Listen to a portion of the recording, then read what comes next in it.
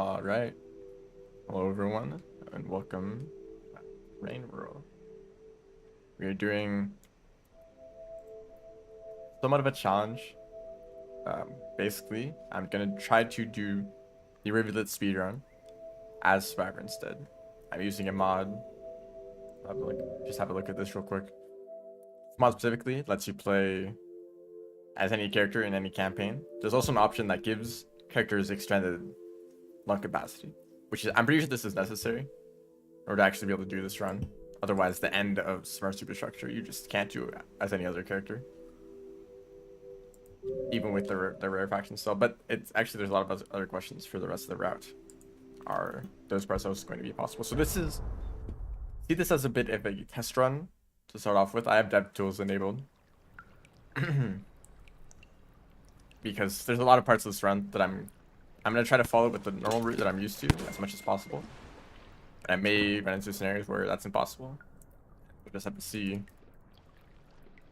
what happens. So right off the bat,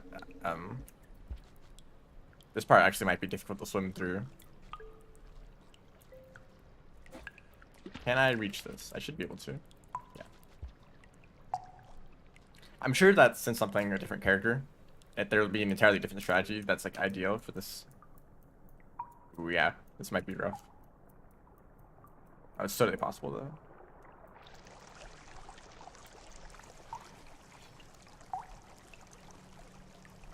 Just in case I need that karma flower.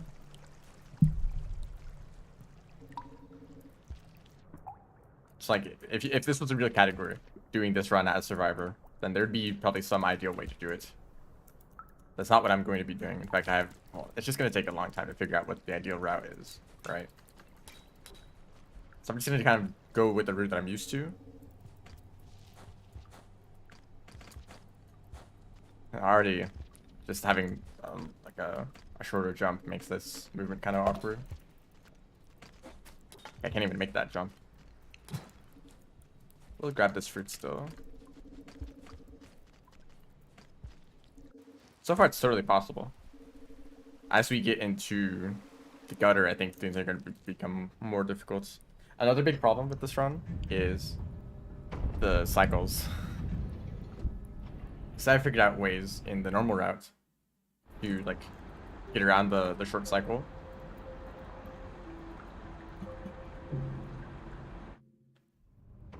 I know that I can make, oh, that car flower was pointless.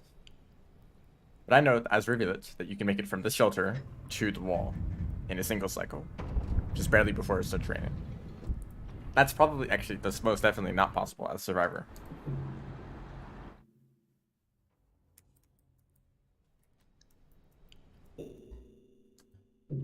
Okay, so when you say as a pup, do you mean as like the select pup option in the Unshackled co-op menu thing?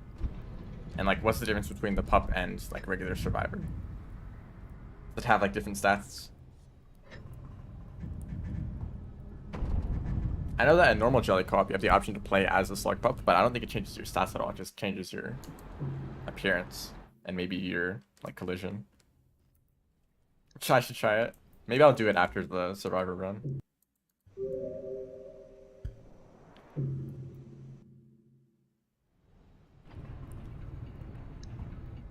So for this next area, the main problem is like which shelter do I stay at? I could choose to stay at the very first shelter when entering the gutter, but I don't know if I can make it from there to the end. There's another shelter closer to the top of Chimney. That would be a lot slower to like go on my way to get that, and it would also like I might not even be able to make it that far. Every campaign has a pup.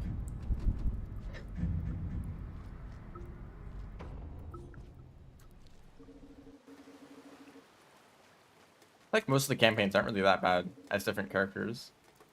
Maybe like Saint is the most like specialized one where if you don't have the right abilities, it can be a lot more difficult. Okay. Main difficulty. I do not jump nearly as far. I guess I should probably just eat right now.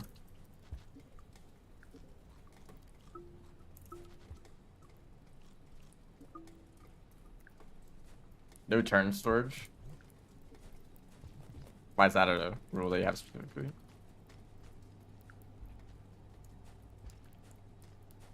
Okay, yeah, Saint has difficulties with with Rubicon. That's the main problem. Hello, everyone. Goodness.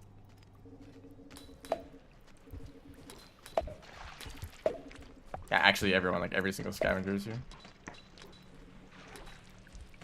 As long as I can get in there. Okay. First problem. How do I get up here?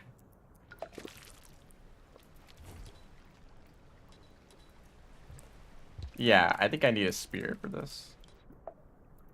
Scavengers took all the spears from over there. There's plenty in this room.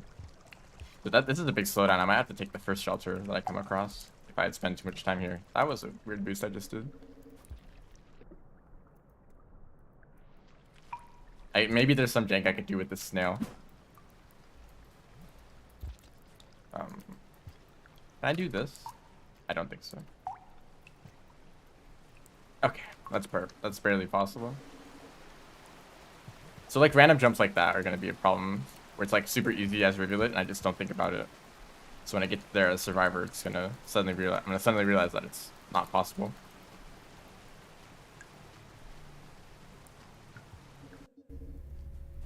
So it's already close to the end of the cycle. I feel like I might have to take this shelter at the start of drainage. And then wall pounds. Okay, so you can't do wall pounds the same way that you can as Rivulets, but you can do something like this. Kind of awkward in the gates. The turnaround gives you enough speed. And I'm sure there's other ways you can do it, like maybe off of a backflip. It's like I might have to just take the shelter. What other options? Yeah, that one's like so far away. And there's a centipede in here. So we got some breakfast.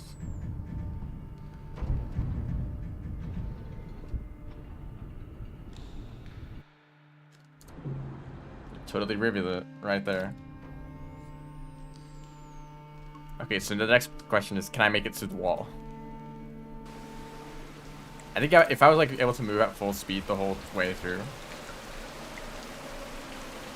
Ooh. Okay.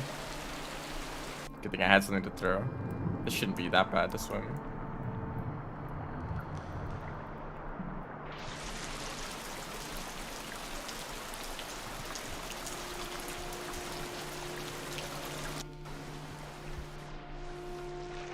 I'll just go under this. I don't know if I can jump over. Don't mind me. Usually the sea lizard is not a problem at all, but I'm struggling to move at all. Also no plank, unfortunately. I actually don't know what how the pole climbing speed compares between Survivor and Rivulet. Survivor can do fast pole climbing. Rivulet cannot do, but Rivulet just has higher base climbing speed, right? So I don't know if the fast pole climbing makes up for the difference in climbing speeds. Plankless. It's plankless, then it's pointless. I'm really bad at fast pole climbing, goodness. Been a while.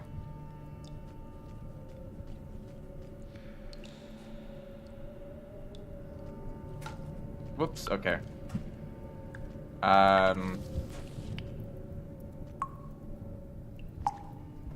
might be able to do something with this rock. Or I might just have to find another.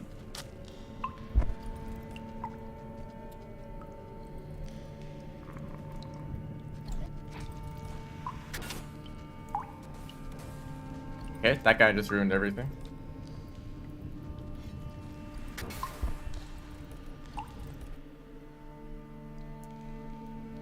Oh, what second one?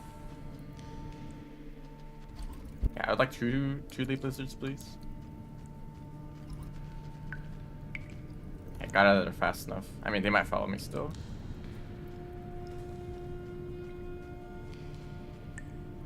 Did a spear just fall from the ceiling?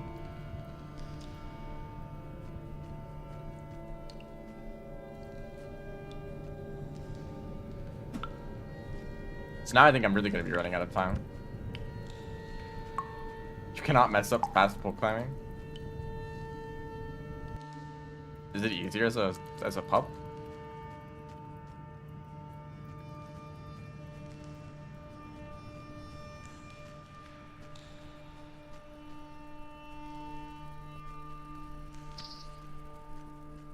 I think I will need to get food. Maybe if that slime lizard didn't slow me down, or if I had like a better thing to deal with that that one jump, then I would have been able to make it. Like I'll have to rush to the next shelter right now.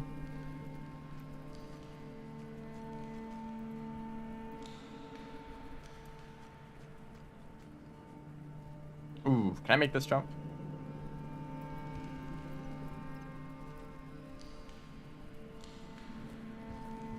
That's a mistake. I think if I could throw boost, I would be able to make it, but since I decided to hold food instead. And then this room is also kind of rough. The shelter is still a few rooms away.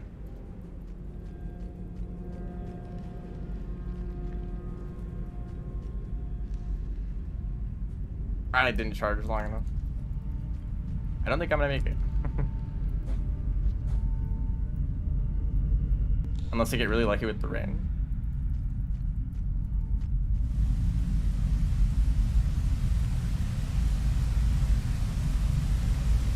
I don't see myself getting lucky with the rain.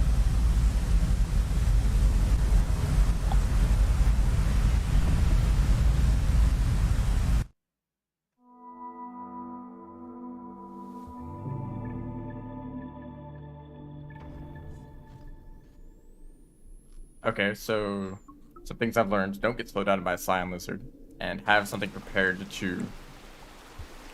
I think I could have made it up that room the first time if I had rock and a spear, and I threw the first rock away, kind of wasting it. Otherwise, I think I would have been able to make it. Tips for the start of Rivulet? For what? Just like casually, or are you doing a speedrun?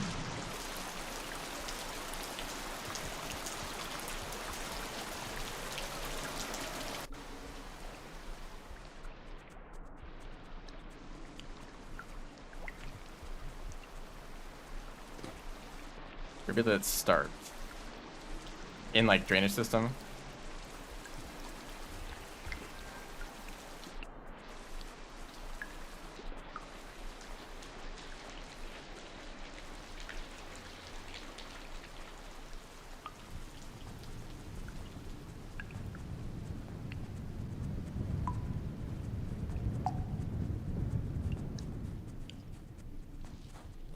Oh, okay. In the very first room, you jump out of the water to grab the fruit. Is that what you're referring to?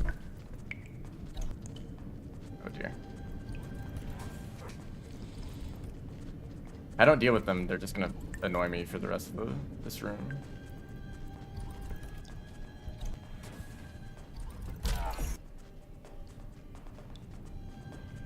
Yes, so for jumping out of the water, if that's the problem, what I like to do is try to be like somewhat low down. The position that you start in is randomized.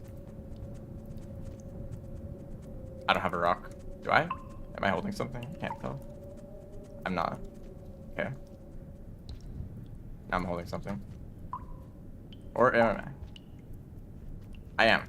It's like rendered weird or something. I don't know. It blends in with the background. Hold on. Let me get through this area and I'll answer. Okay. No wall pounce for me. Another spear here.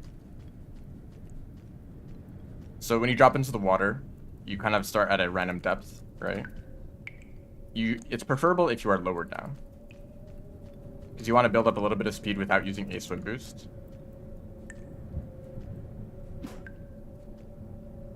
And then just before the touching the surface of the water, you do a swim boost, and then, or do you?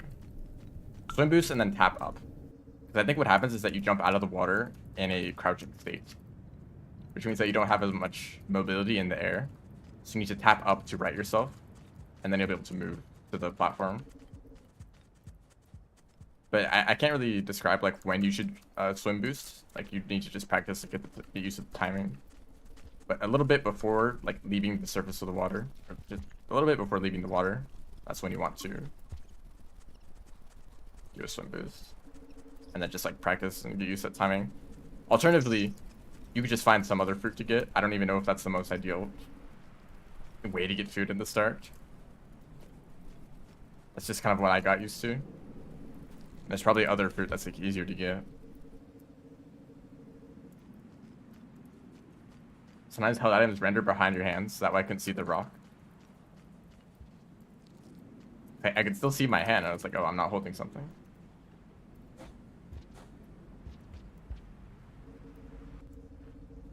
Vulture, you better not be a problem. Really, you're scared of the rain, right? Also, this might just be a repeat of last cycle.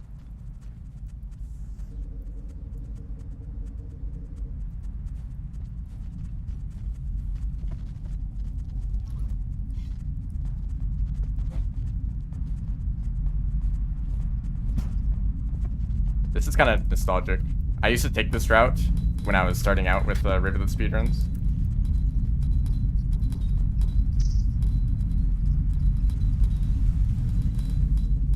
Uh-oh, this might have been a mistake if it starts raining. Oh no, I got the lucky rain. You climb up here fast enough? No! Oh, come on. I was literally like a second away from making it over that.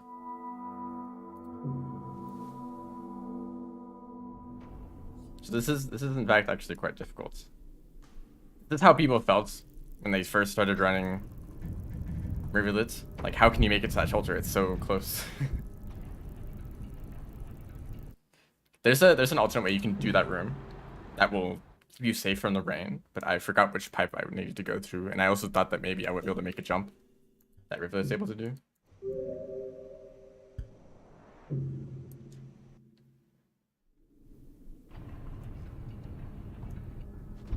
I think this is enough karma. Also, I think I should be able to make it easily as long as I don't have any difficulties with that one room.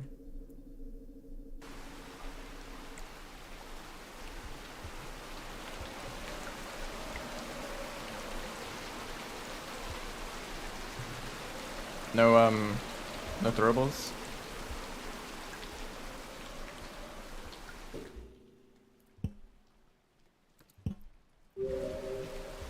Yeah, I got a rock.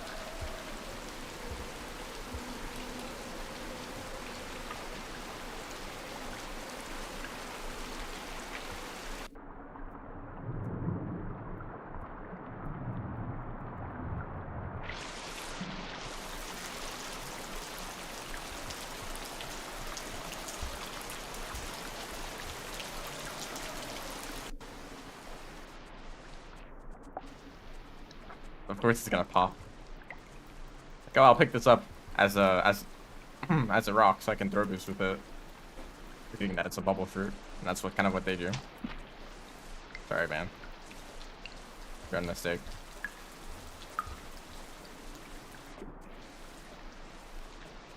The thing is that I was able to make it to the wall shelter without wall bounces. That kind of came later. In fact, the old strat. Can you not be a problem? Actually, I'd like if you came over here. Thank you. That felt like a quick time event. Like the button prompt showed up and I had to time the throw. That's what it felt like there. The old strategy for Rivulet was to go up the wall so that you would meet pebbles from the top, right? And so you had to get, or at least my strategy was to try to get to the wall shelter before it started raining. Or the wall gates before it started raining. And then you'd make it up the wall while it was raining.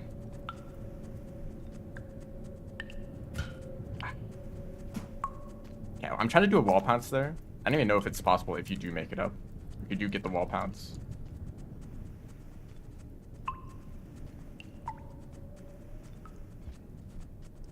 I guess 2 spears is just the easiest way to do this. Just keep track of where one spear is and use that. Thanks a lot, man. Hopefully they fell pretty far.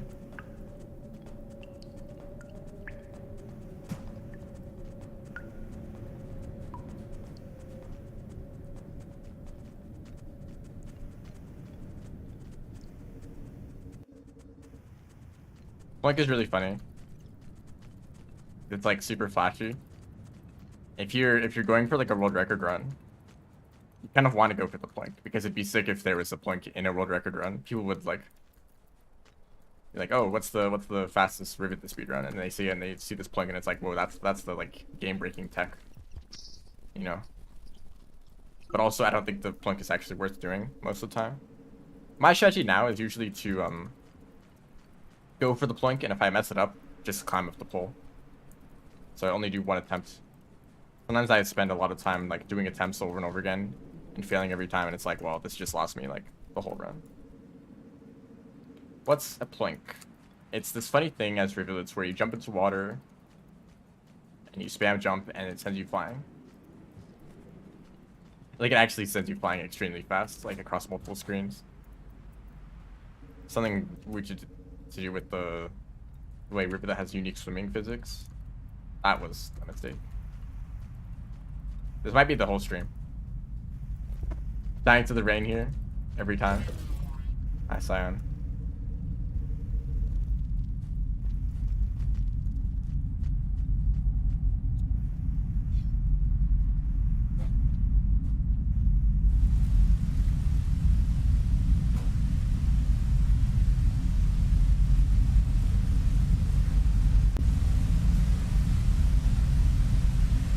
I think here.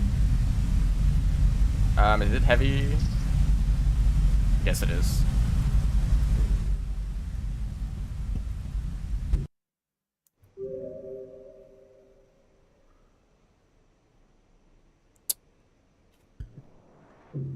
This is rough. I'm gonna take a look at the map real quick. I want to see if there's an alternate way to go. Cause I'm sticking to the route pretty closely, and maybe if there's a better shelter.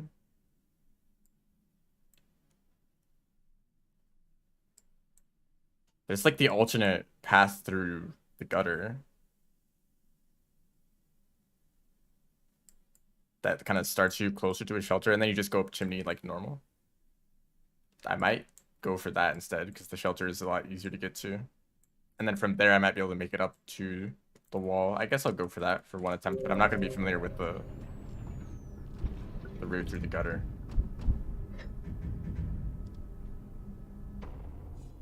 You could die from impact damage. I usually don't die, even if I slam right into a wall.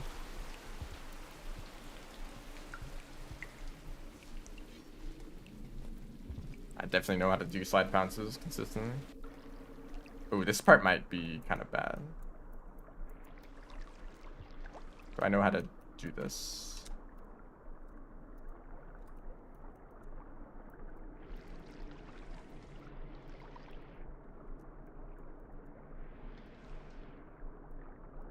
But the problem is that you get stunned from hitting the wall so hard, and then that just kind of like that makes you fall down. That makes it easy for something to grab you, like all the slime lizards in that area.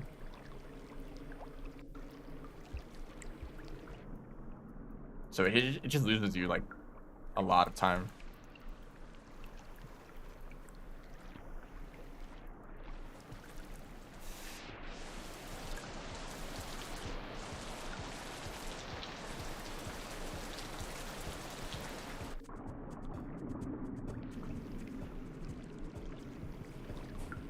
Nice backflip, dude. This guy might be a problem. I didn't want to do that jump. Okay, we're good. I don't know what they're doing.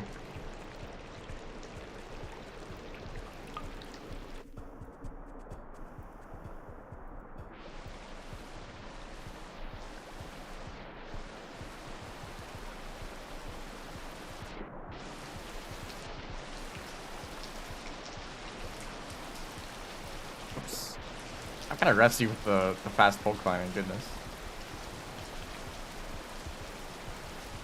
Is it about to rain? Or is this room just darker? Also, goodness, I did not realize how much of a platforming challenge it was to get here. There's a little bit of time left.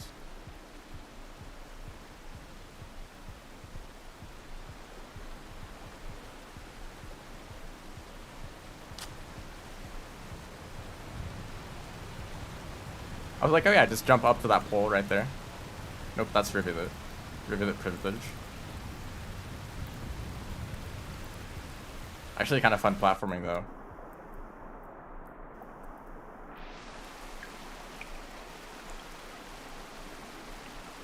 There's still quite a long way to go, and I need to get food. Oh, here's food.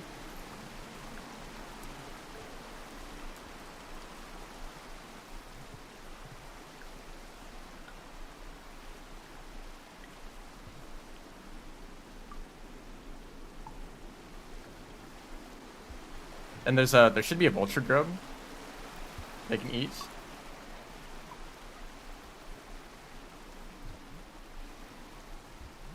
Okay, just climb up, dude. Sometimes pressing jump in that scenario makes you climb up the ledge, and sometimes it makes you jump off of it, so this guy sucks. Are you nice? No.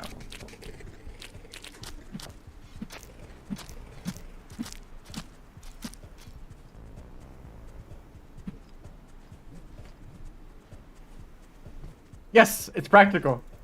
That movement tech was useful for once. You don't know what I did? That was a creature boost. It's this super niche tech where you can grab onto a creature and then jump and throw at the same time, and it will make you jump really high. And I used it, and it actually helped out. That's never happened before. Yeah, corpse boost.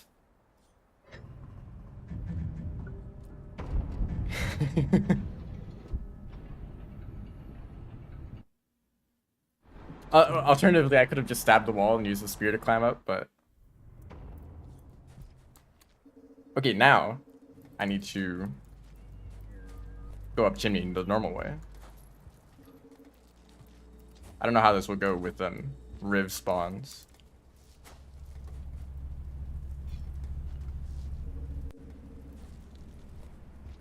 Works well with red lizards. You just randomly come across dead red lizards all the time.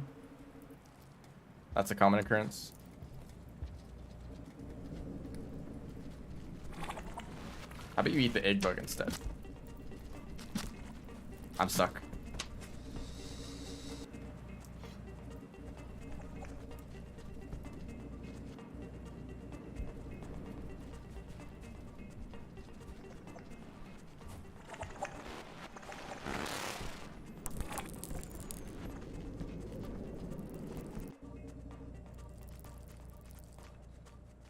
Kind of considering getting that karma flower. Ooh. What made that noise? Hello? Little trampoline moment. That was the cyan lizard I was heard, probably.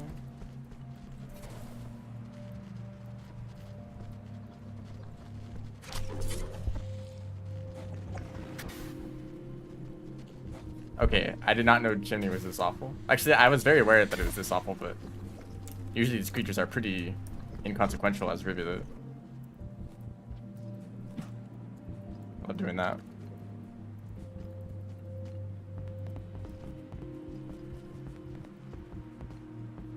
And also usually I take the other route, so I don't come here often.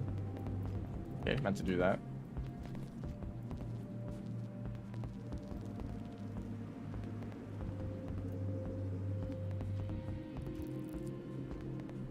Please. So I definitely will need to get food. Probably grab some of these. Fruit.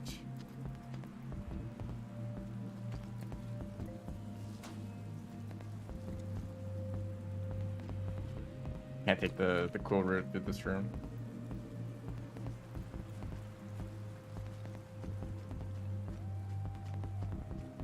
It might be a white lizard up here. Oh yeah, I'll need to hunt some bat flies. That's always fun.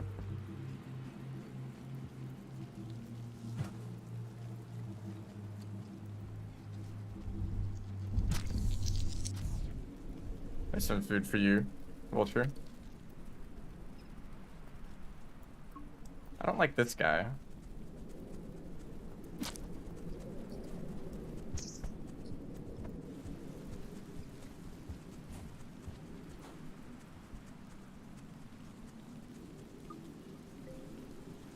Has the hardest food requirements? I disagree. I think Spearmaster has the worst food requirements. If you're playing casually. In a speedrun, it's pretty easy to get food from popcorn plants, but that's true of all the select cats, right? If you just move from popcorn plant to popcorn plant, you're gonna get enough food, right?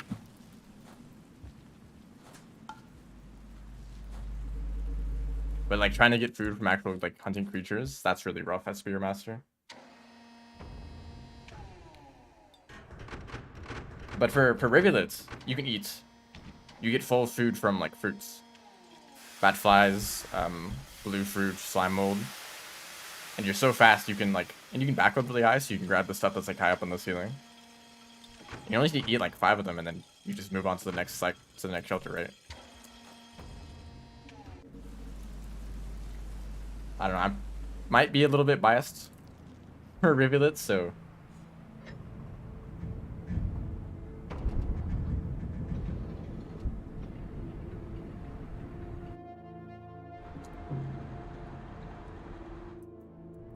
I just remember struggling a lot with Spearmaster. Okay, so cycle is longer now. Can I do this? Can Survivor do this? We're gonna find out. Oh yeah, Survivor can totally do that. Did we know about that before Rivulet? Fairly, right? But how many roots go from the wall to underhang, right? Before downpour?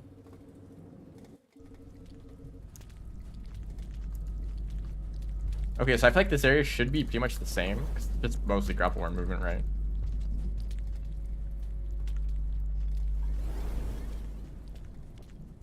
Although Rivulet does have really good... Okay, it's already not going great.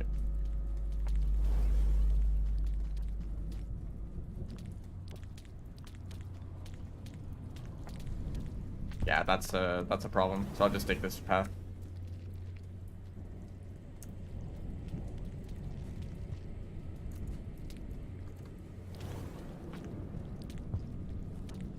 Honestly, yeah, that's like one of my favorite parts of speedrunning this game. Finding all the like unique routes. So the moment someone comes up with like a unique category, it's like, oh, what's like the route for this run, you know? It becomes a puzzle of going across all the different regions and finding the ideal path.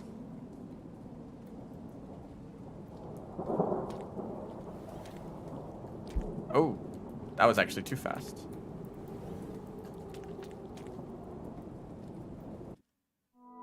There wasn't even a death sound. Also, I do have enough food. I have to karma cash every death here. I believe you need 5 karma for the next gate. Now, I did say this was a test run, just to see if it's possible, but now I'm actually going to be able to do a full run of this.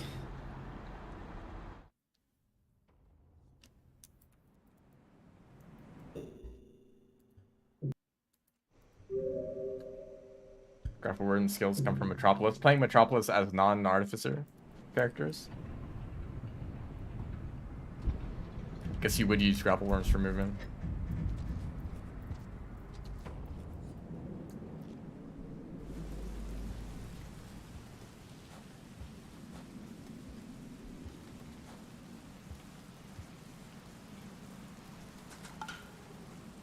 I don't know if you need to throw boost twice there, but I think that was Rivulet's speed. Rivulet just needs to throw boost once, or not at all if you want to grab the other pull.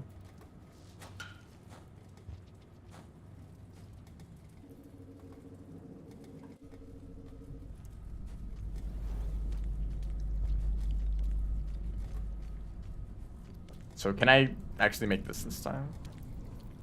Maybe I'll try to build up some more speed. Yeah, that was smart.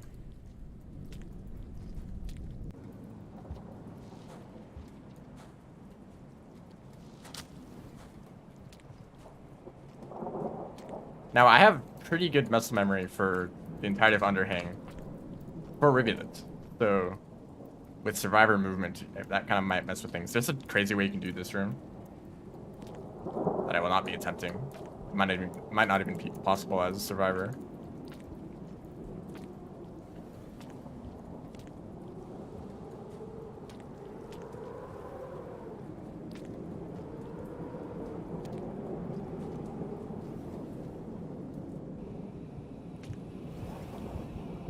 Yeah, that's a weird property of grapple worms. They put you in a crouching state every time you grapple.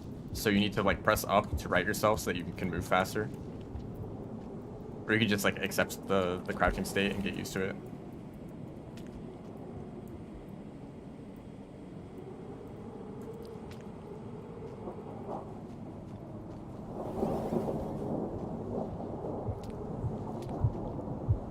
I thought for a second, like, what do I do here? It's really that you just backflip. Survivor can't do that. It's crazy that an extended slide for Survivor is like pretty similar to a normal slide for Rivulet.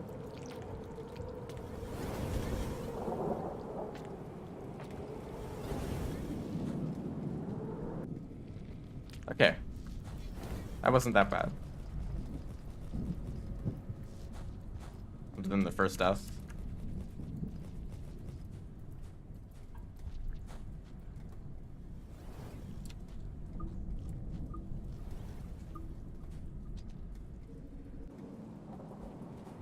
And going into Pebbles, I don't think that would be that different either.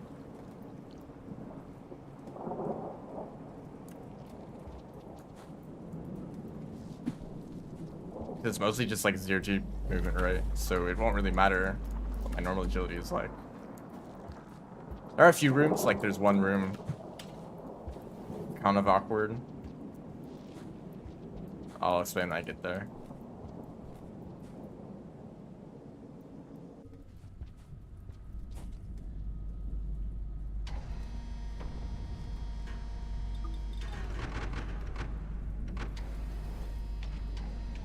Never tried the rock from below as the slug prop.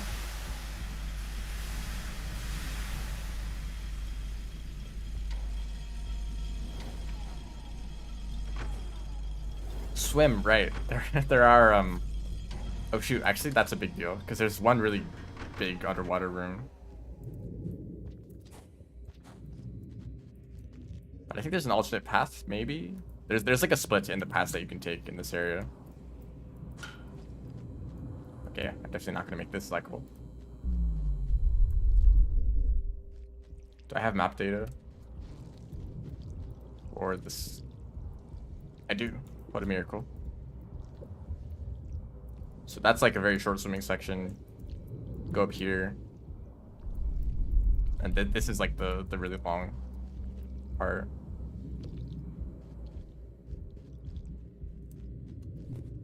I might want to look at that on a different map first.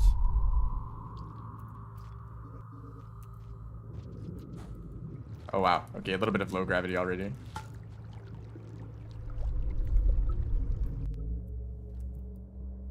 This should not be a problem.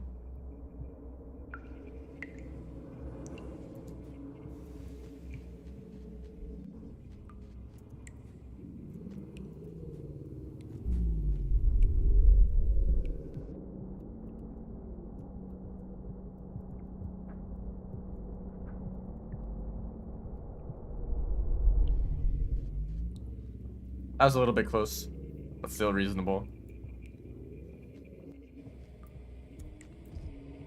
Can you not?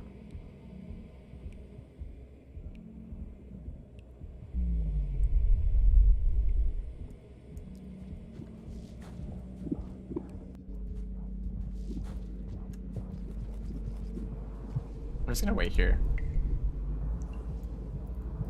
Okay, I wanted to do a jump. We're going slow. Hopefully this lasts long enough. Okay, actually, that's the split right there. Let me look at this first. Goodness, this area on the map is such a maze.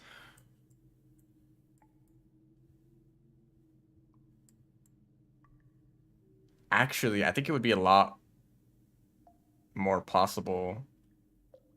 I like how these rooms on the map are completely dark. You can't even see anything.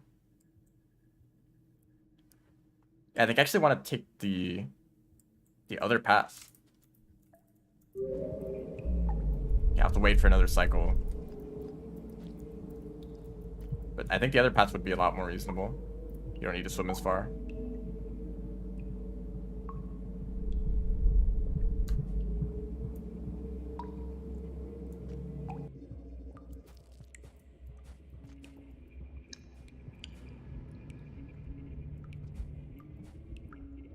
It's not the collision that I'm trying to look for, it's if a room is filled with water or not. Please don't. Okay. So this might be a problem.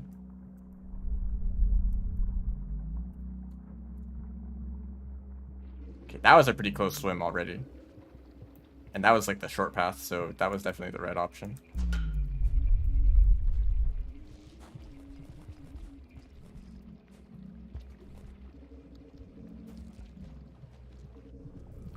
This is the room. Yeah, it's fine with low gravity.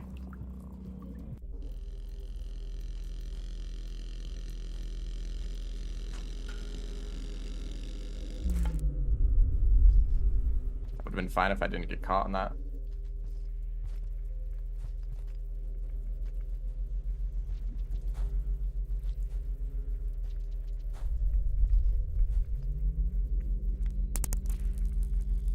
Okay, that was not ideal.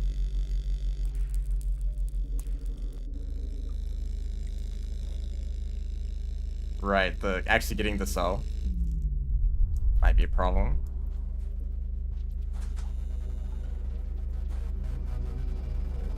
Let's try the normal strat first. Okay. Alright, we'll do this instead. This room is really awkward to enter during low gravity. Okay, I've made a mistake. I should have tried to move. Yeah, I just have to wait here and then just wait for a whole nother cycle. You just kind of have to get stuck here. I don't know why it does this.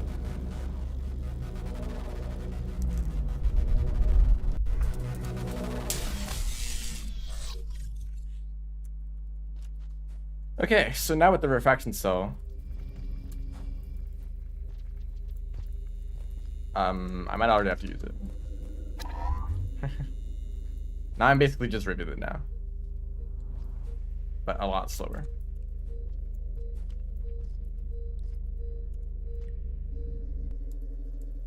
It should still improve my swimming speed, right? It's not just a Rivulet exclusive thing.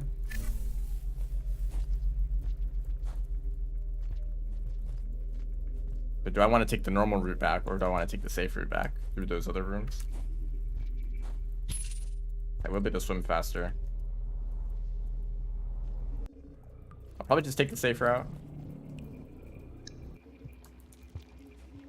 with the refraction cell. So taking this path instead. By the way, while you are underwater, you cannot activate the refraction cell. Or you cannot drop the refraction cell, that's what I meant to say. Even if you're holding down. It's actually really convenient.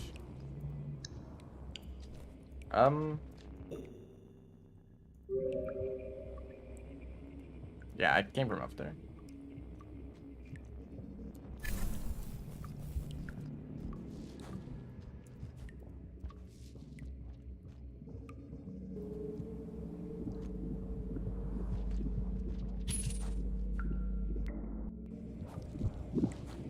Use the refraction cell. This room. Should probably just. Oh wow, I swim very fast. That actually might be the same speed as Rivulet with the refraction cell enabled. Does having the refraction cell enabled just set your swimming speed to like a specific amount, regardless of what character you are? Okay, now we wait. It's moving fast enough.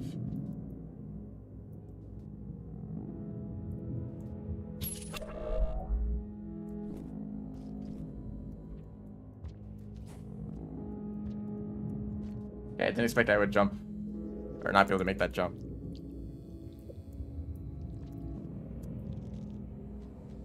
Saint also moves at the same speed. Is there just like a set like move fast speed that like everything uses, the refraction cell and the ascension?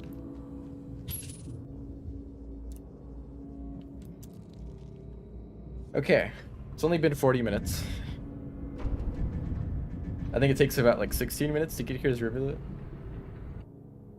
Maybe less. But that does include a lot of deaths. Both are just the speed of a jetfish. They're all the same.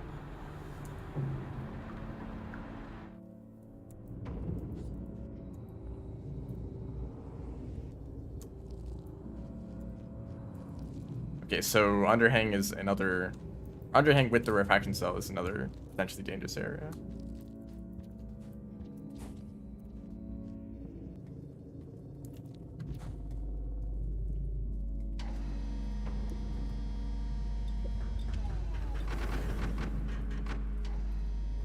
Gourmand is slower with a jetfish, that's true. I feel like there's something weird with when Gourmand uses the jetfish. It feels like sometimes you move like normal speed and sometimes you move very slowly.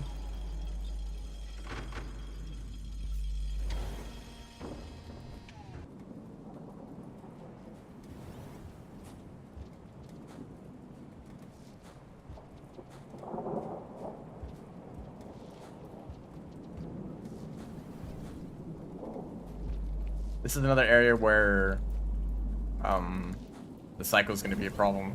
So usually you can make it all the way from here to the very end.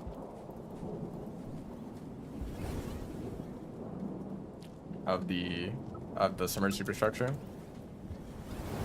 I'll need to take a shelter at some point. Who knows what that point is? Maybe at the bottom of the lake, maybe in like shoreline. Shaded.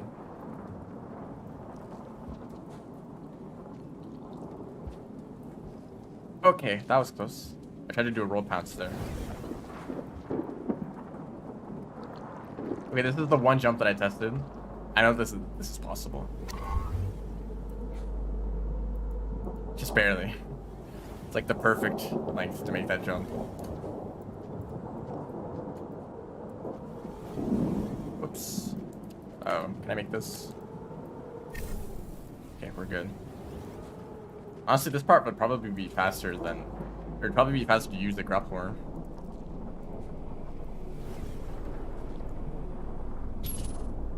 In case of Aquapede. I'm thinking maybe the shelter right next to the shaded shoreline gate.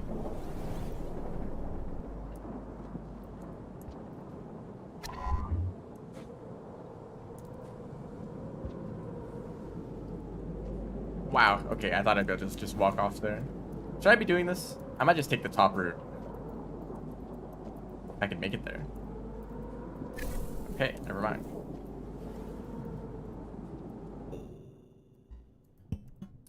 Let's just start. How about we just go through the pipes from the beginning? How about that?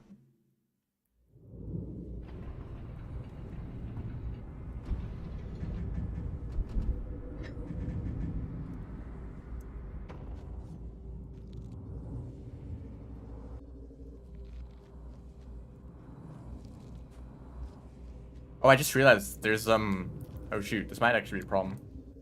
There's those swimming sections in shoreline that lead up to submerged superstructure. And the mod says that it gives you extended lung capacity in submerged superstructure specifically, or Rivulet's campaign. But it didn't say anything about shoreline. So those parts might actually be really rough. But I know that Monk can make it with a jetfish. That area is possible as Monk with the jetfish, so I guess Survivor with a refraction still should be the same. Right? Hello. Welcome to the stream.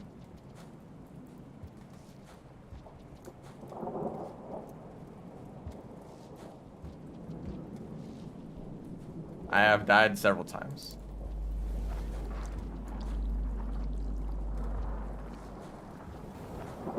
Okay. I need to be careful.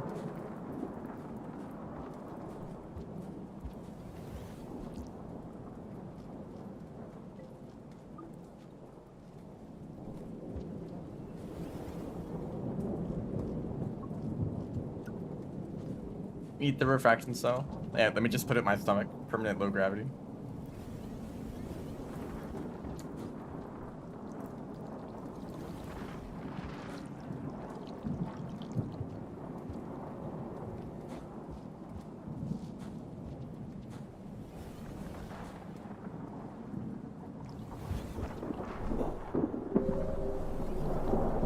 Okay.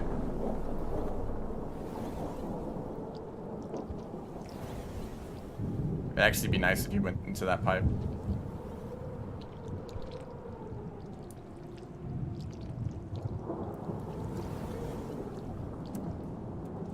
Oh, wow. Okay.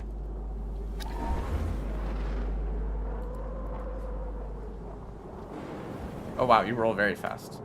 You also almost died of that.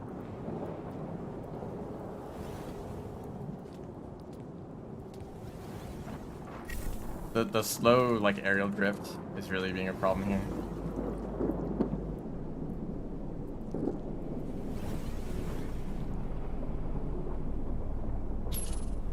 Playing for 20 minutes, not managed to make it to a shelter. That makes sense.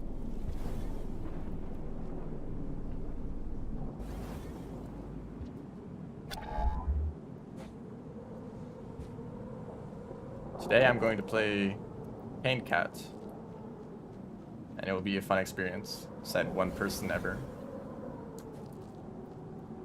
By the way, there's rot at the end of that tunnel. You keep going. That little, like, blue pixel, that's death.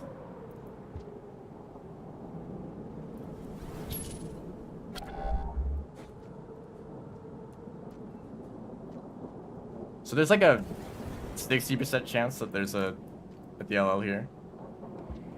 There we go.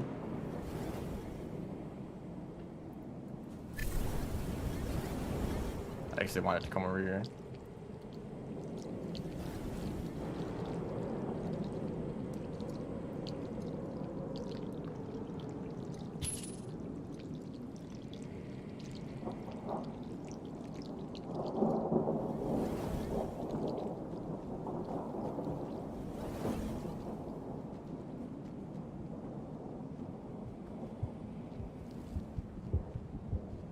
Okay, I think that's the end of the difficult part. Well, that's not true.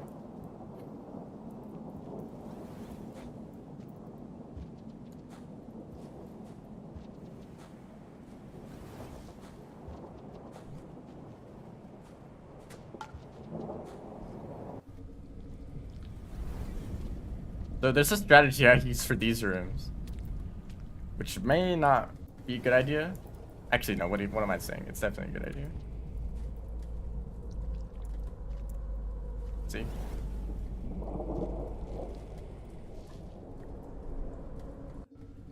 I remember back when we were still routing this category. It's kind of a question of like, would it be faster to go down the leg or down shaded? Or not shaded, down the wall, down Really? Okay. This is fun. Down the wall, down like chimney, industrial, shaded, shoreline. That was like the old idea. I was wondering like maybe it'd be faster to go down exterior. And when I found the strategy for the leg, it was like, okay, this is obviously the faster option, except for when this happens. Then it's definitely not faster. Like what is going on? I might just take this path.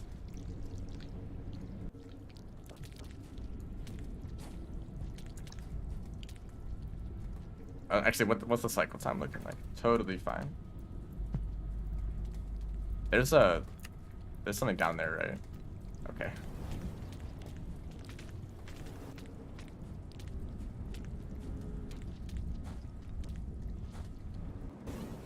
Now, the other strategy I use for this room, I don't think it will work.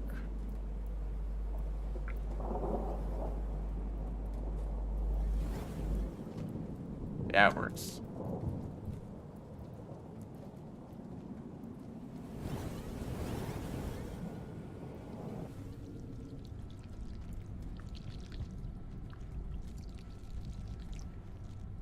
I saw something in the chat just now, and I don't know if I like what I saw. Also, if anyone wants to figure out a good way to go through that room, I would really appreciate it, because I don't have a good plan. How's in the rock with wormgrass? That would actually probably be easier, because you can escape wormgrass pretty easily. Like a bunch of wormgrass has to grab onto you at once for it to be lethal, but for rot, it just needs to be one tentacle that grabs onto you. One tentacle reaching out, and then you're dead.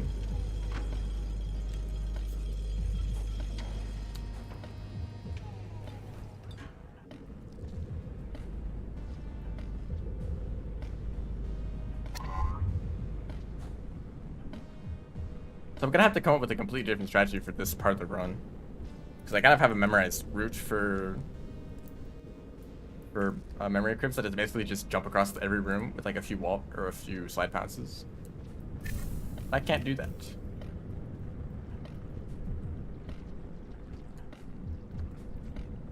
Those kind of look mean, but they're not that dangerous at all.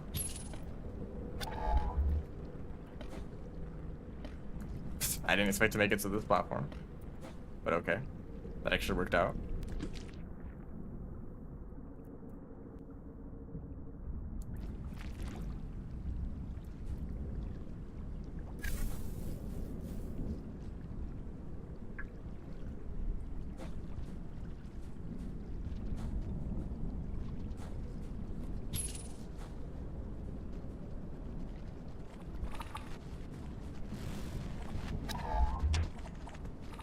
Goodbye.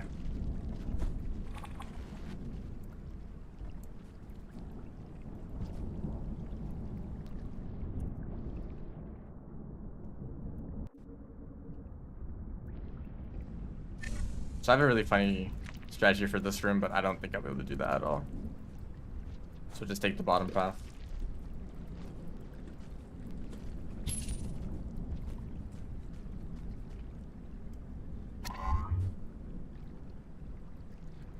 Okay, off-screen rot.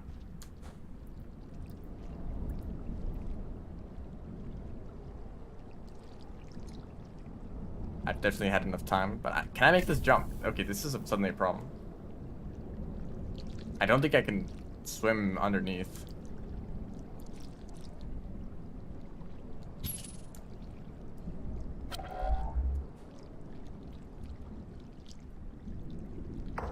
I knew it would be useful someday. This game is great.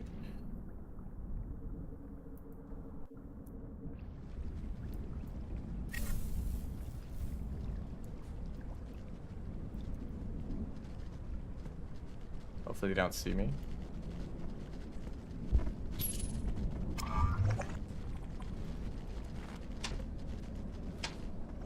Okay, will this last long enough for me to make it over the next? Yeah. Okay, that was a mistake.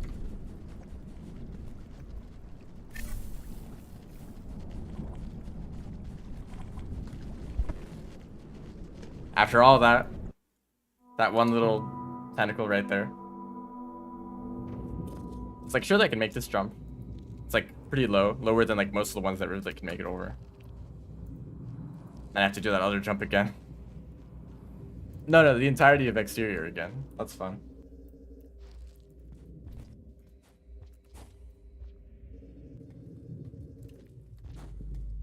This has certainly been an interesting experience. My original plan was to do a test run. I have dip tools enabled right now, by the way. Oh, look at this. I'm cheating. I was like, I'm just gonna like, look at the route and see which rooms are possible, what kind of movement I need to do. I don't know if I'll have enough time to do a real run after this. Or if I'll be able to like do a deathless run at all. This is actually a really difficult run.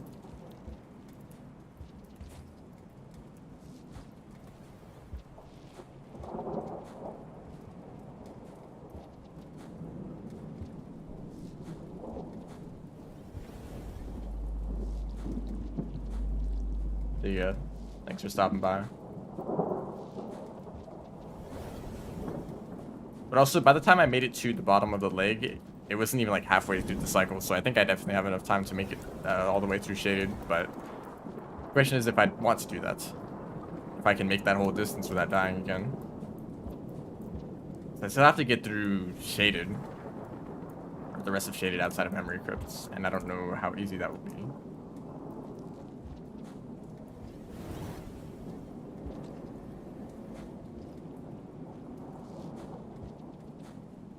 Is this gonna happen again? Are we doing this? They're like right next to the pipe entrance.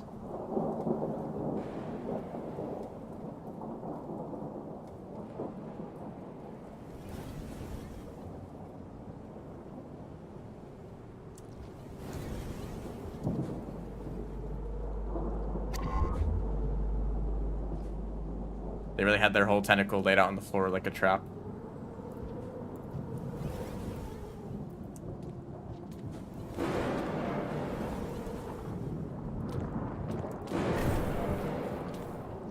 Excuse me.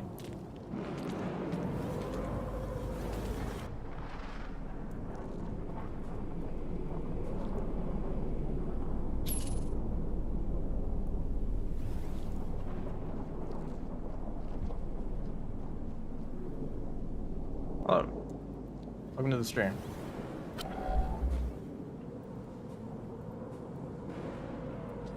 Okay, remember to go top again. It definitely is possible to go the lower route, but it actually might be slower. It's like really fast as Rivulet with the way that you can like do all the jumps between the poles, but as Survivor, like it's way too messy because you have to have the refraction cell on to make most of the jumps. That guy over there is making me doubt many decisions in my life. If I make any sound, then I won't be able to make it over there. I could try to make it. Yeah, that solves all the problems. That was way too close, once again.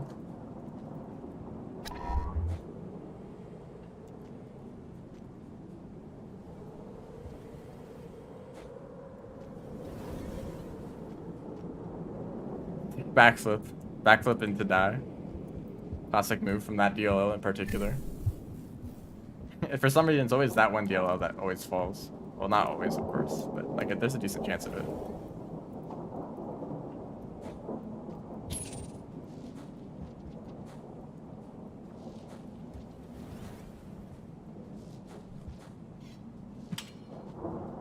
That was not a good idea, but I don't really know what happened.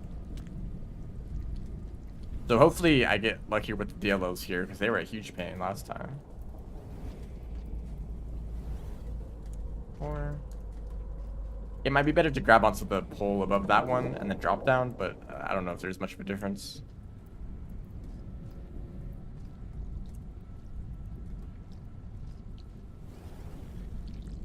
Okay, this looks very similar. Actually, I don't know, I made a noise. For some reason, when you're holding the refraction cell there, you can't climb through the... You can't make it around the corner. Like, I actually got stuck there. With how often they fall, you should expect Shaded to be covered in rot, really. I guess it's memory crypts. With the way that there's like the orange lizards in memory crypts, that's kind of suggested to be the area directly below pebbles.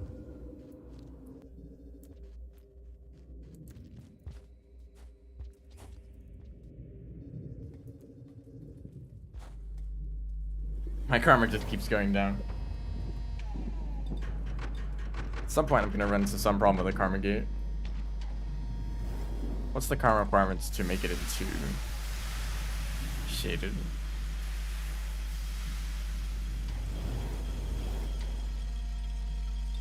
It's the lowest level, so maybe I'll just need to make it to the shoreline gate and then just like karma cache a bunch.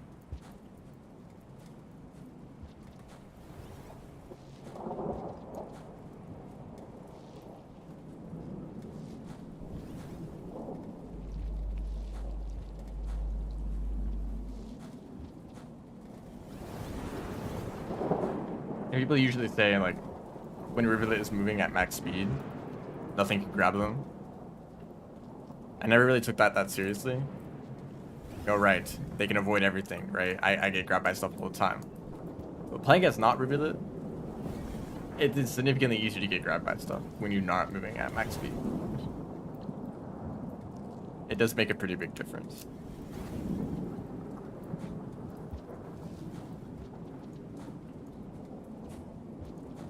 but there's not a DLL right here.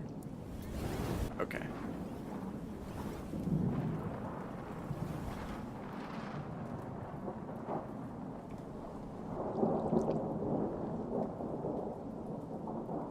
Are they gonna keep moving in that direction?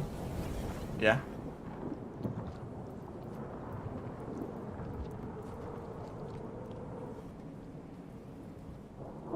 Guess we'll just have to wait here for a little bit. I don't usually see them move past the pipe. Usually they stay like to the left of it. Oh, they're coming in.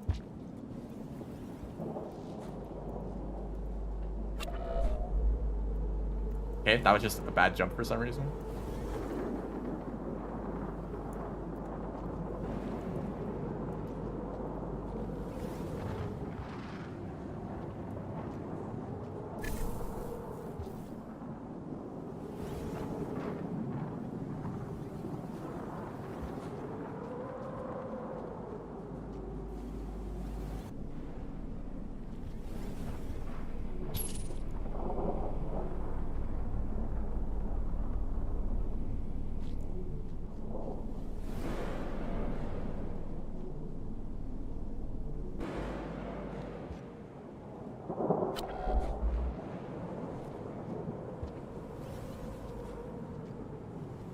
Remember to go through the pipe. This guy's here again. They're gonna do another backflip. That was pretty cool last time.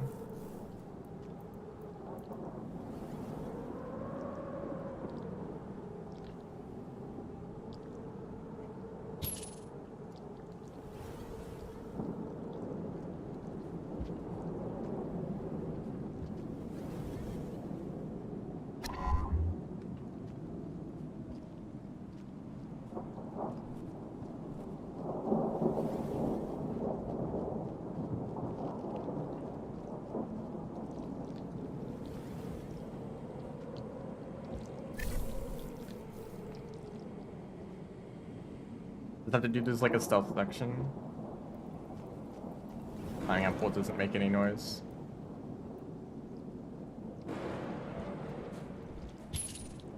Okay, we're good.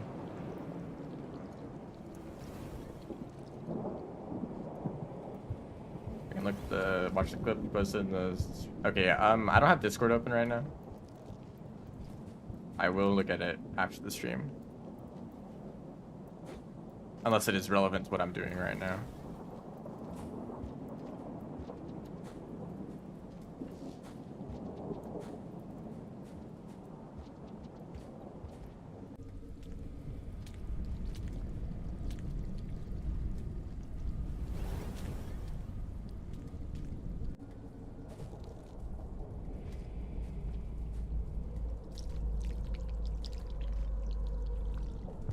Ow, that's enough fall damage, really?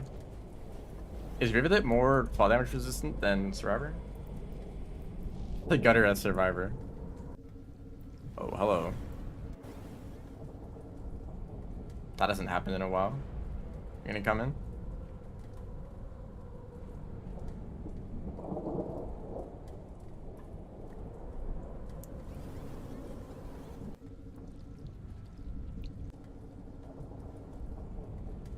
If this kind of thing happens in a Rivulet speedrun, for me, I would just like restart. Like, oh well, that's too bad. Oh, are we gonna not see any more after that? That's wonderful. Unless they're all down here. No?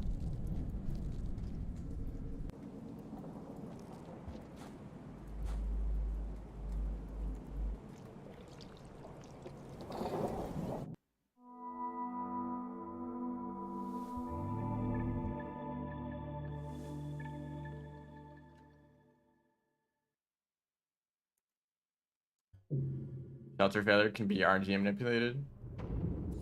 I think there's a few things that can be RNG manipulated that depend on the time when you like sleep. The exact time it is when you shelter. You can make a slug pup spawn in an exact location. So I guess it makes sense if it can Um, also work on shelter failures. But also, I just have that disabled, so it doesn't really matter.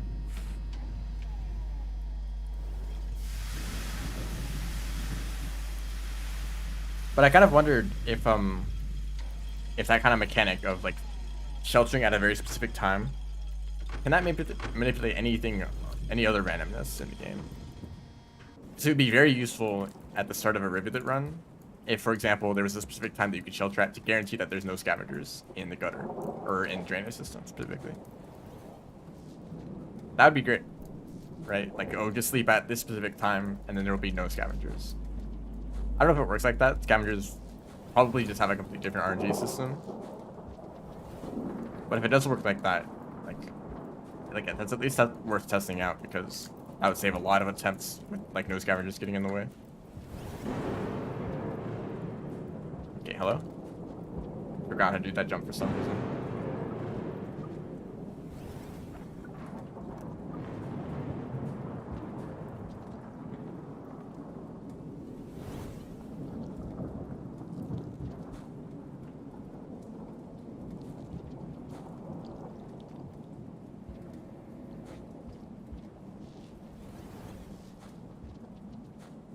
Will there be a DLL right here? Pretty close.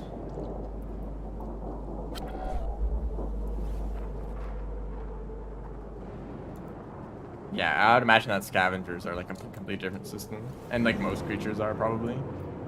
It's just kind of a coincidence that well, not really a coincidence, but just, you know, whether you get shelter failure or whether a slug pup spawns in, those are kind of things that are determined exactly at the start of the cycle. So it makes sense that the RNG would also be based on like when you sleep, when you decide to shelter, because that's something that's like fairly random. That's like you don't think of controlling, so it ends up being random. And if you know how to like control it, then you take advantage of it. But you know, it might work. There's a small chance.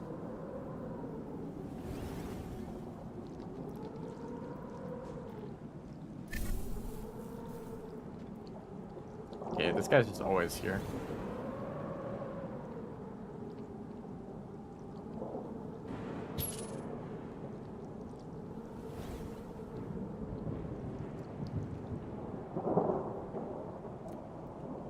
I just realized I fall very slowly when I'm on these poles, so the weight of the refraction cell.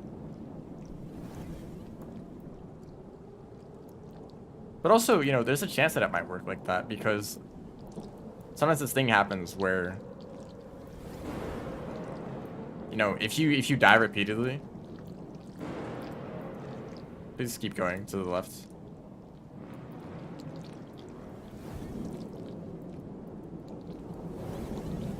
If you die repeatedly, and you basically keep going to the same area at the start of the same cycle, sometimes things can be very similar, right? Where like you run into the same set of creatures every time.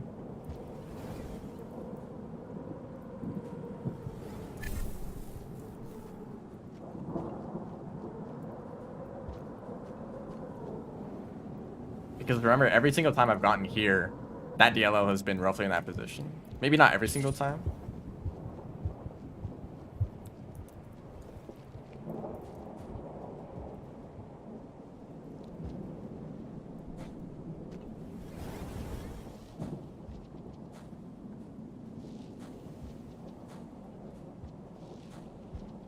It would make sense if that's intentional.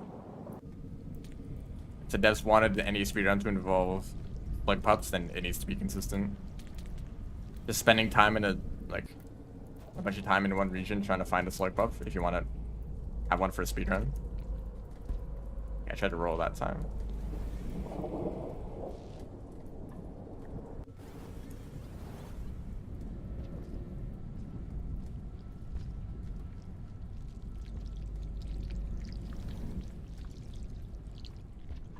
Okay, just move fast. Pretend you're actually Rivulet. Everything will work out. If I do this again, I think I know what the problem was last time. Yeah. Oh. Hello, creature. I really don't enjoy seeing you right now.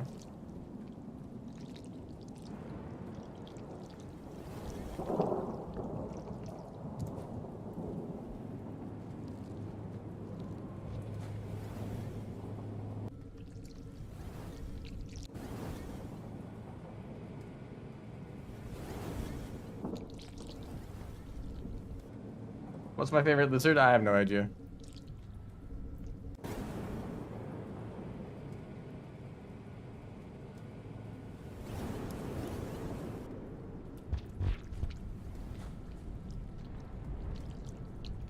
I feel like if I don't have an answer immediately for what my favorite something is, then I don't have a favorite at all.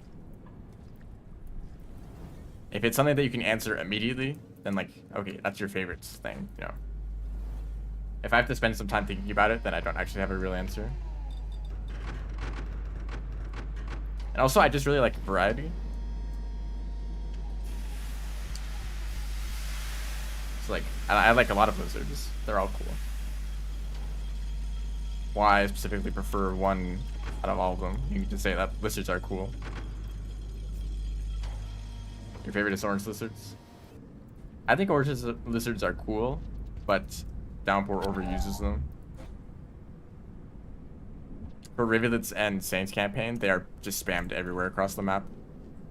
Whereas in vanilla, they were more exclusive to like only a handful of areas. That made them feel special. And there were areas where they actually fit, like they were around to other technology and stuff. That actually worked out pretty well.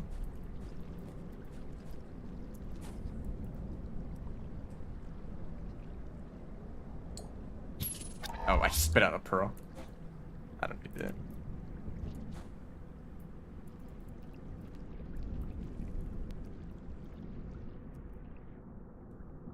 But as like Saint, you can find orange lizards in Shoreline. It's like, what are they doing here?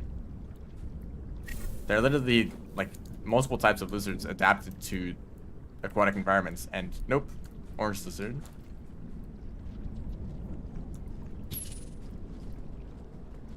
They make sense here. Is this why there's so many orange lizards? Because they fell from pebbles. They spread out from here. Like, this is a really cool place for them to be in, because it's like, oh wow, they fell from... Actually, like, who knows how they survived? Because the whole structure fell and their den came with them, so even if they died, they... Well, then, that'd reset the cycle and they would be back up top before it fell, right? Who knows how it works?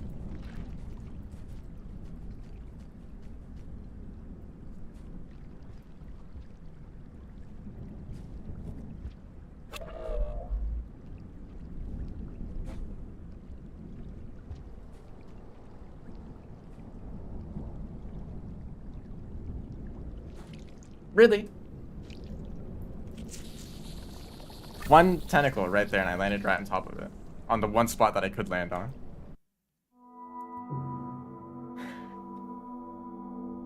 It blended in with the floor, too.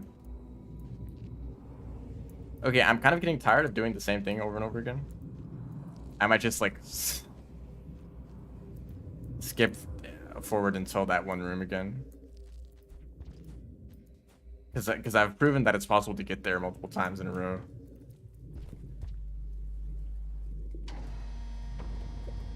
Same with Sentinel Wings, yes. Orange lizards spread because they were effective at surviving. The thing is that surely a salamander is better at living in Shoreline than orange lizards, right?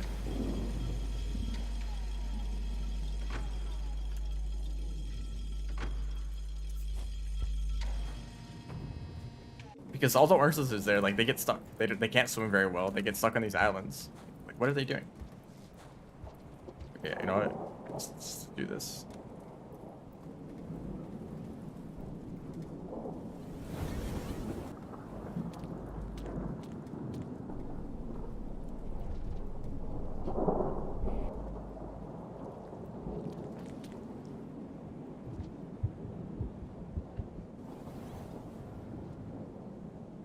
And it would be cool if maybe there were other creatures. Like, okay, maybe the salamanders can't survive in the cold, but what if there was another aquatic lizard that could survive in the cold? That should take priority over Orange lizards, at least.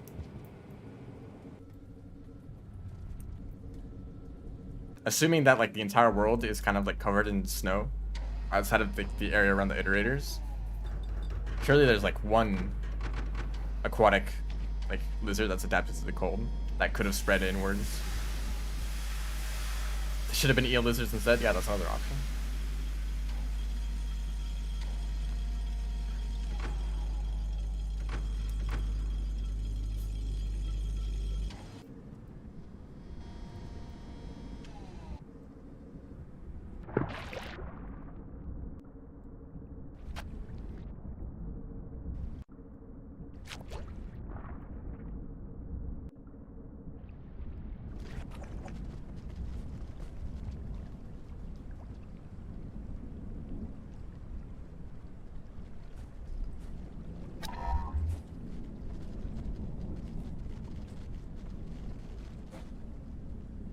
Okay, that works.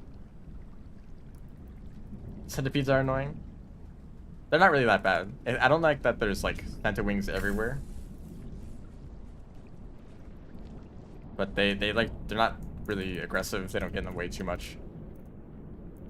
It's kind of like a free creature slot where it's, like, not something that is lethal.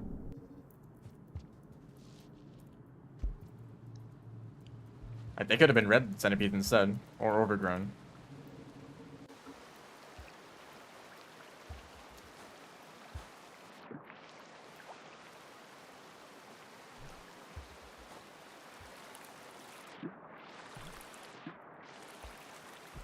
So for this area, I think I'm just gonna rely on the swimming speed.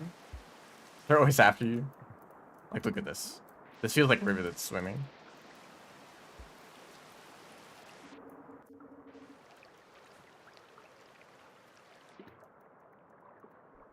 Let's skip past those.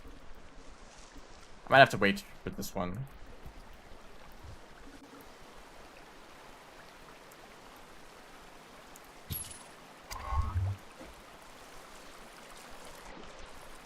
That one somehow managed to grab me.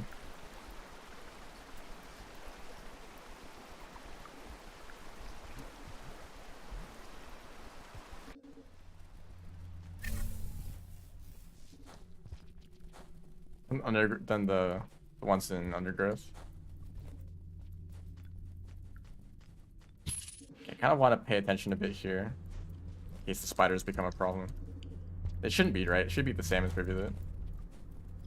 I have the neuron light. Monster Cup can eat lanterns? I do know that. It's really funny. Well, they did a lot of stuff, actually.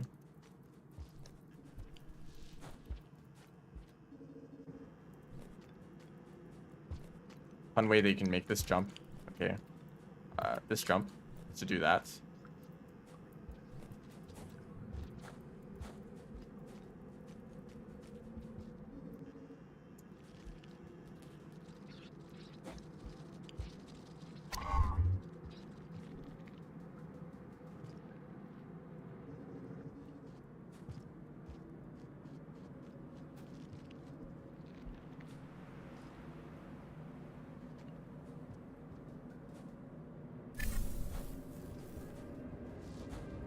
Yeah, the mod that I'm using has an option to give characters higher lung capacity just for submerged superstructure.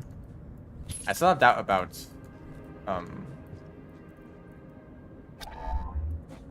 the area leading up to submerged superstructure and shoreline. I don't know how I'm gonna make it through that. This karma flower, I don't even think it's gonna be useful. I'm gonna have to karma cache soon anyway.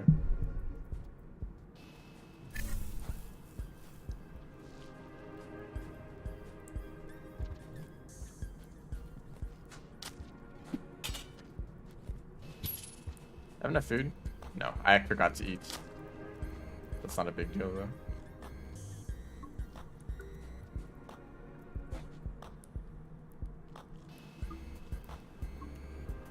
And it's weird that Monster Co can eat that stuff because they can't hear it, right? They hunt based off of sound. They try to grab stuff that they hear nearby. That's why they try to go for bat flies, right? They can't hear a fruit. They're only able to grab them if they're thrown. If you throw a fruit directly at them, or if some of that fruit like lands on the floor and they can go pick it up based on where it fell. Or they heard it fall. RB possible? Is that Rubicon?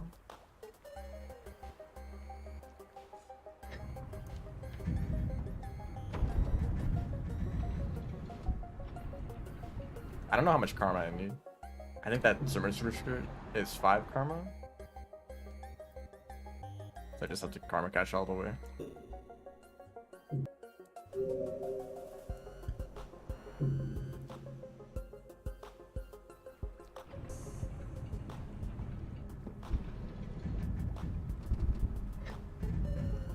Actually, we don't know if it's the most varied diet. It could be scavengers.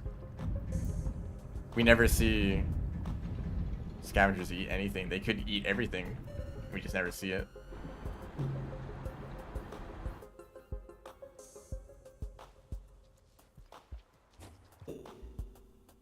They probably eat like reindeer, right? Sharing the skulls.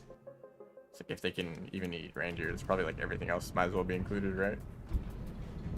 Any other large creature they can hunt. We do see them hunt yeeks. That's like the one creature they're like just naturally aggressive to that isn't a predator.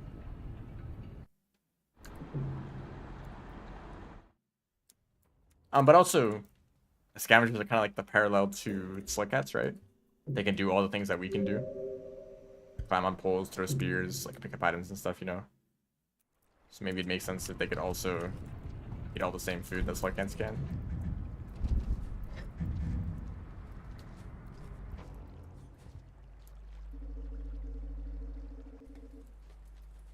But the answer is actually probably gourmand. They can just eat everything.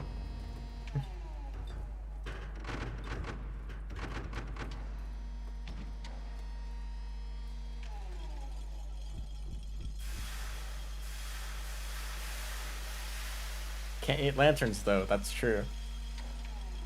You can probably use lanterns in a crafting recipe that makes it into food. There's probably a way.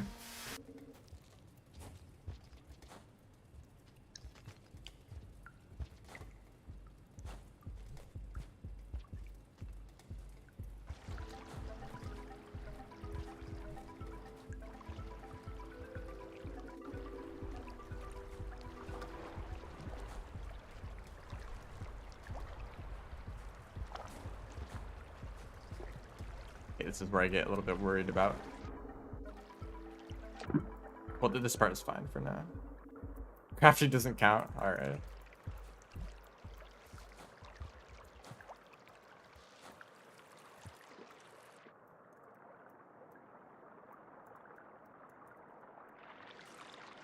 Actually, probably activate this.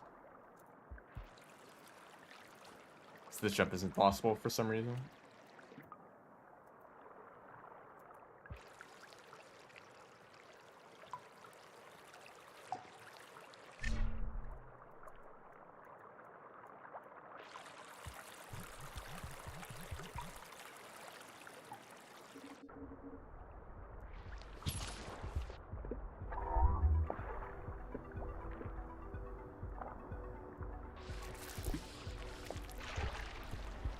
What is up with jetfish, man?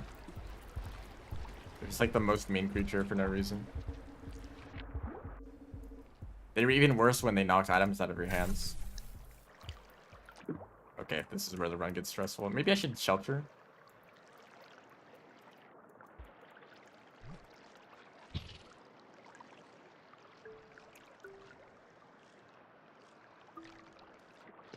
This might be a good place to shelter anyway. Just for the aquapedes.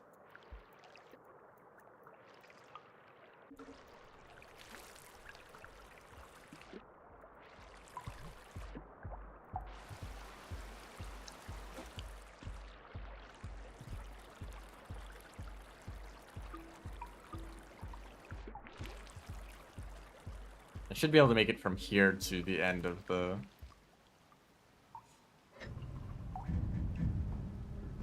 submerged superstructure.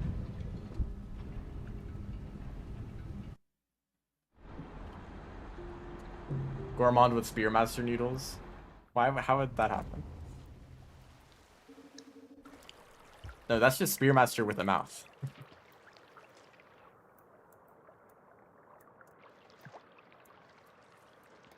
Then they can eat things like pole plants and kelp. Like a stowaway. Oops. Okay, so this is where I assume I want to use this.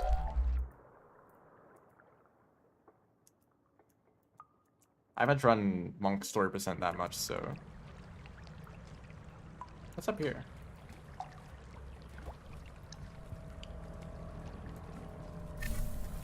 Nothing.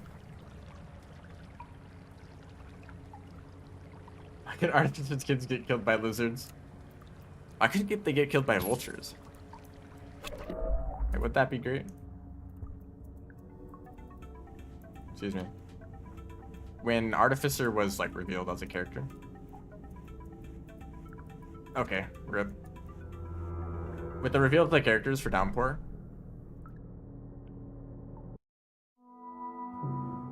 I thought that Artificer would be the most fun for hunting large creatures, right? Be able to make explosive spears and all. You could fight like red lizards and green lizards and vultures and mirror birds, also mirror vultures, sort of. Kind of, they're still difficult. DLLs, right? You can hunt all those things with explosive spears. But now, let's fight scavengers instead.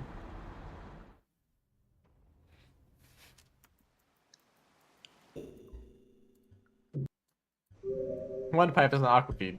One has the way forward.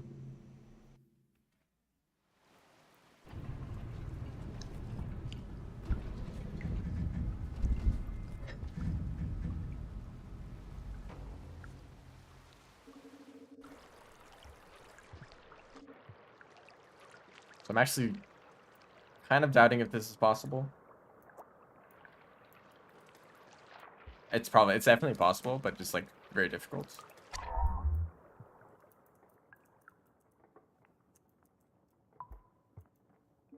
I'm just gonna try to go for it from here. Or maybe should I? I'm not risk it, might as well. Okay, not worth it.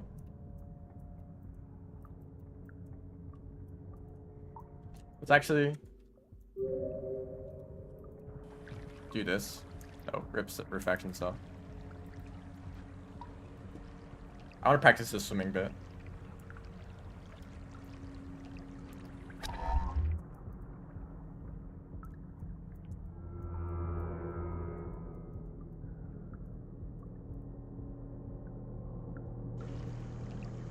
Oh wow, that's very close. I was like just barely slowing down at the end there.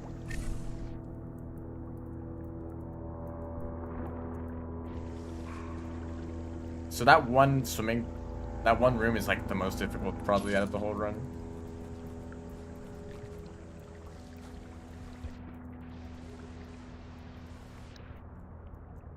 In terms of something that Rivulet has no problem with, but that is very difficult as Survivor. Actually, on a testament.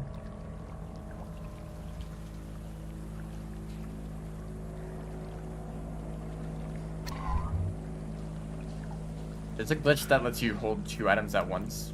Or like an item that's usually two-handed. I have no idea how to do it.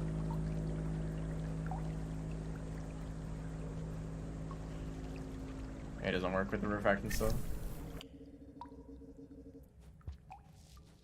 Team core.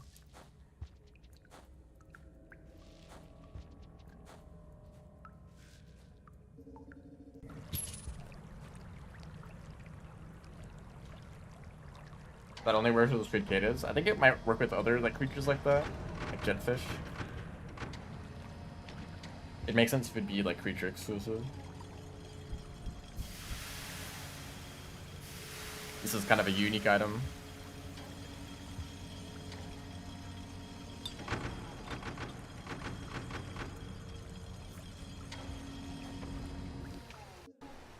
So let me test this out first.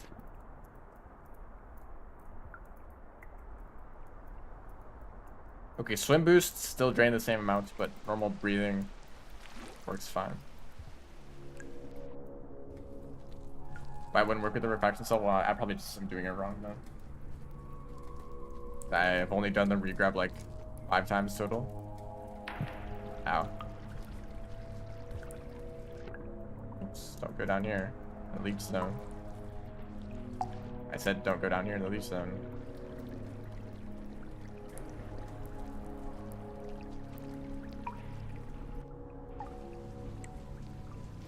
This is loaded to a joke rifle. An even stronger ammunition than the singularity bomb.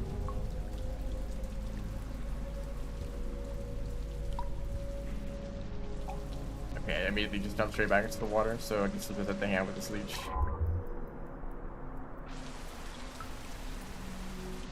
Okay, no. Tenant breast, this should be fine. Plus leech. I died to this kelp once. Don't make that mistake. Just never swim boost. That's the main problem.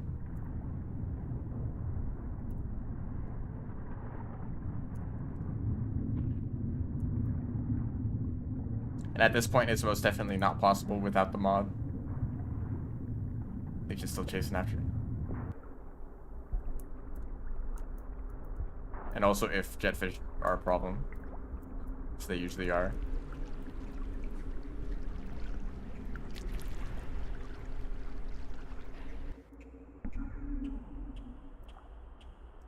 I think the refraction's still here. Usually I don't as Rivulet, but this swimming section will take a lot longer.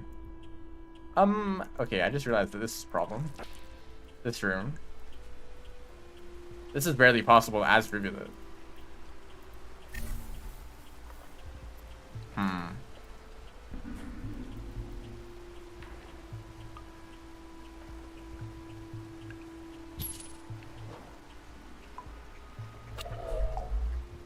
No, that's not possible.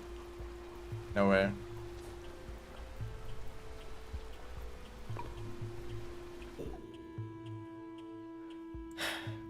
Totally forgot about that jump. New route time, yeah. I don't know this region very well.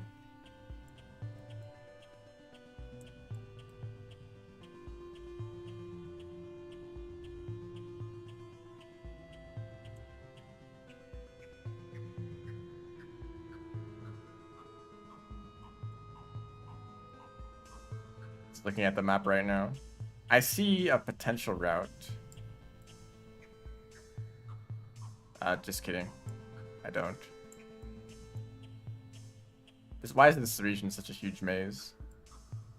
Okay, I think I'd see the only way I'm gonna be able to get through here. I might have to keep looking at the map. It's over here. I probably should have just taken the monk 4% route.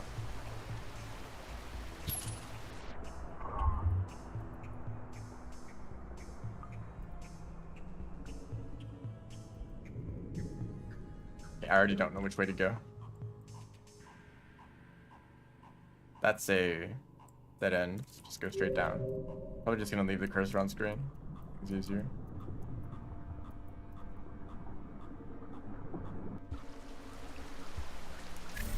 Okay, more jetfish, and then from here.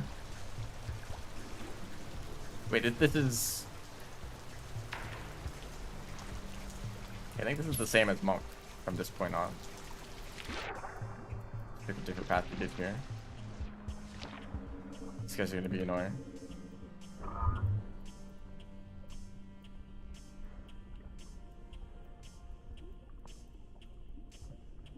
So usually you do this as the monk with bubble weed.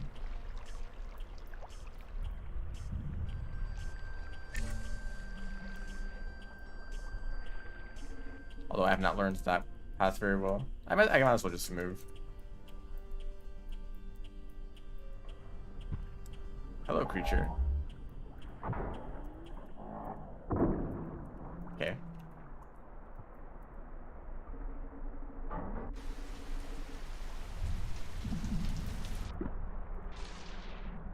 I'll run out. Okay, I think this is mostly fine.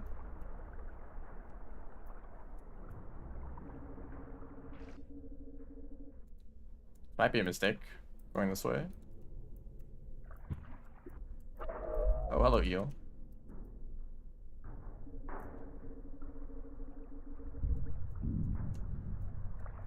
Not as fast as a refracting cell though.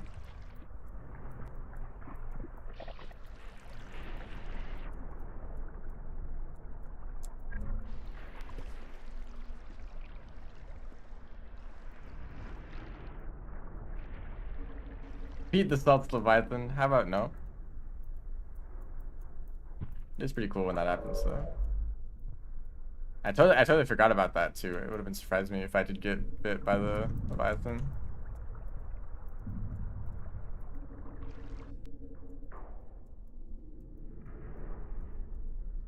Use bubbleweed and a jetfish. If you do that, can you make it to hearts? Using bubbleweed isn't enough. Using a jetfish isn't enough. Well, what if you use both of them, right? And what if you use up the bubbleweed and then you have one in your stomach and you like spit that out and use like the second half of it? Is that possible? Did I go the wrong way? No. Yes.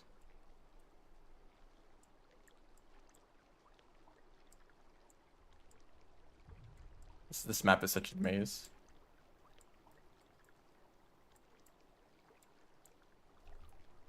You can't spit up a bleed underwater? Okay.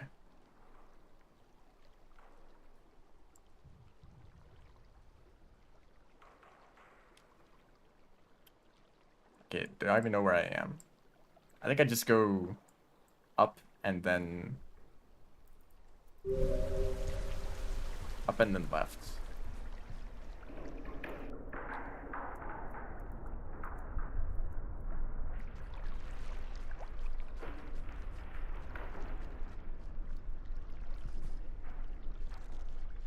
This doesn't look like the right way.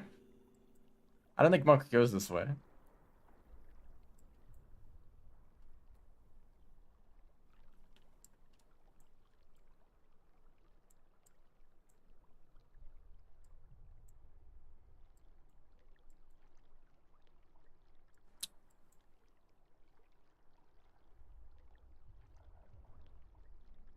But this is the right way. I would be able to make progress. I suppose I can kind of see it. Actually, I can't see it.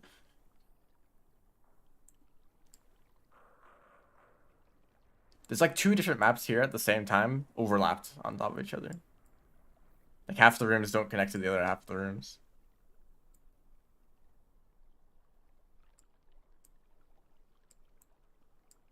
I see a way that this could go. Also, of course, Monk doesn't go this way because they go to the cloak and not the heart.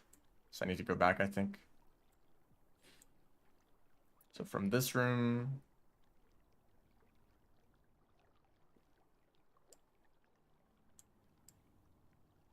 Okay, well, I see a path that I can't take. Okay.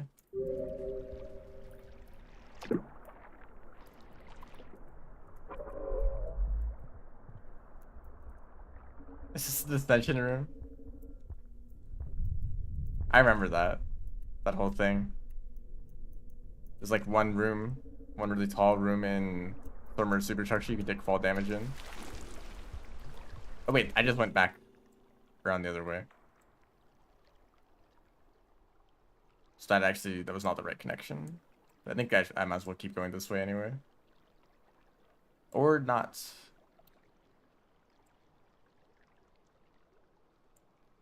I really don't like this map.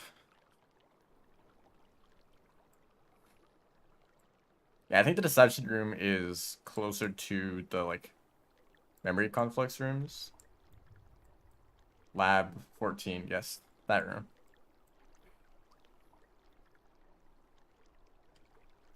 Sorry for the lack of gameplay. I'm trying to figure out this map. This amazing, wonderful map.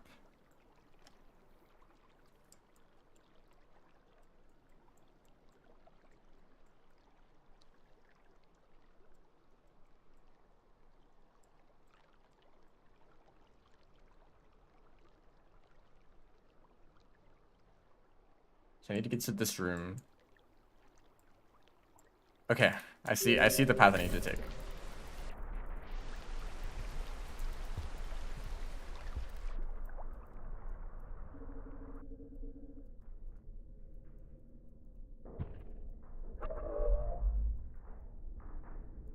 As I understood.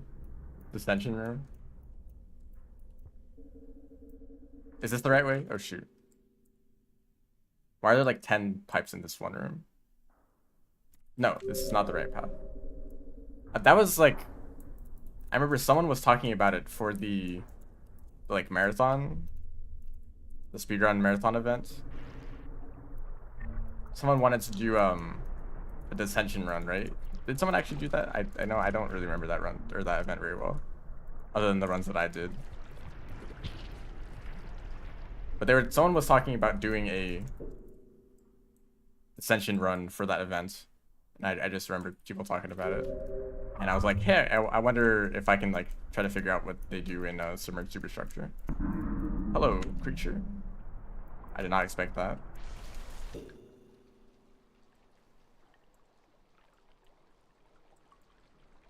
And then this is the wrong way to go. I actually want to go down over here and bump into the jellyfish. Okay. I don't know how I didn't die to that.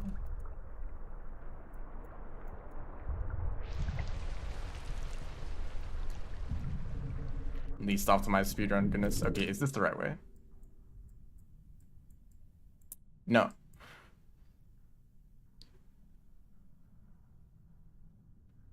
No. The way that I was going before was the right way.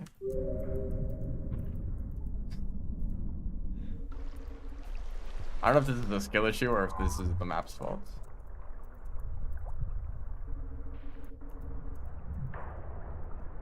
Wait for the jellyfish to move.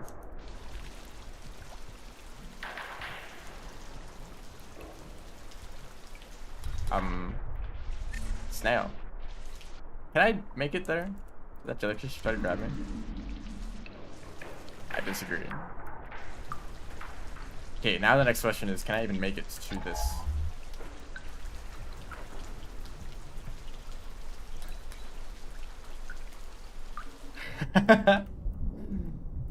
That's stupid tech.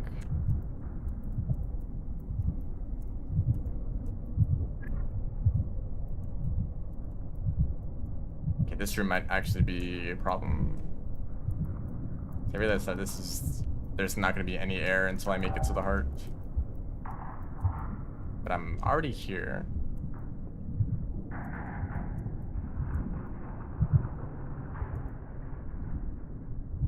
There's this like weird tech that you can do where you like spam, like you're holding against the wall and you spam into the direction that you're facing the wall.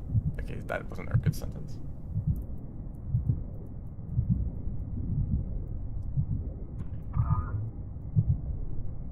No, go down.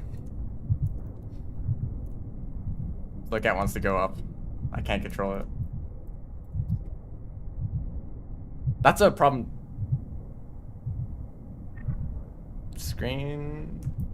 Okay, whatever. That's a problem that Rivulet doesn't have. When you're like about to drown, you try to swim up automatically.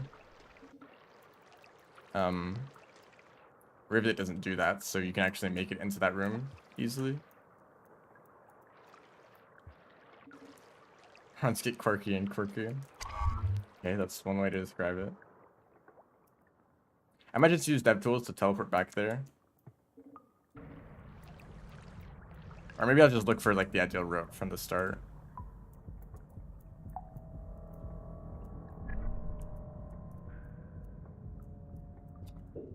Forgot that this isn't possible.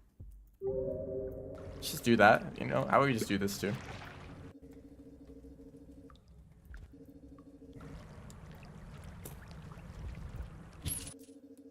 Yeah, no. There's a better way.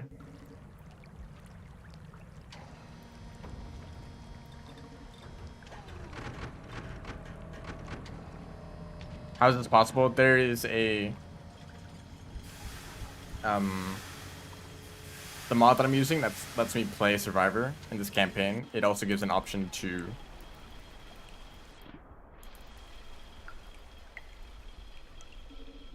extend your lung capacity in submerged superstructure. I'm just gonna do this.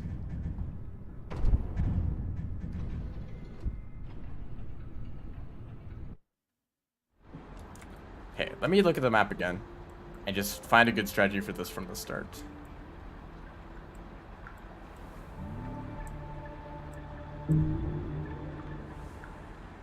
It's kind of hard to even to find the first room that you start in. Got another passage.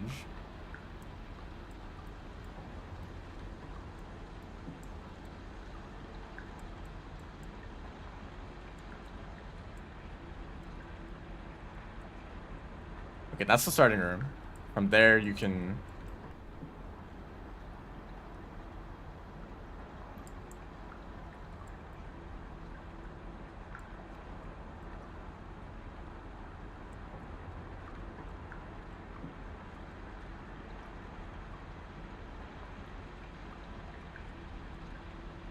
Okay, I see the path.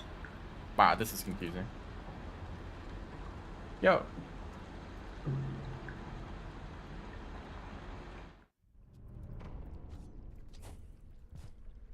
Hello. One from the raid. Happen often. I'm doing a stupid thing. Okay, it's not that bad. It's kind of been awful in submerged superstructure. This is a Rivulet story percent speedrun, but I'm survivor instead.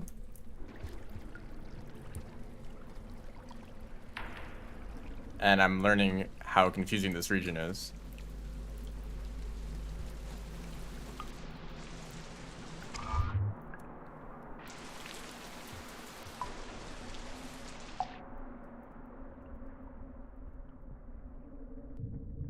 From here, instead of going up, let's go this way instead. This is the way that monk goes. And then from here, yeah, just go this way.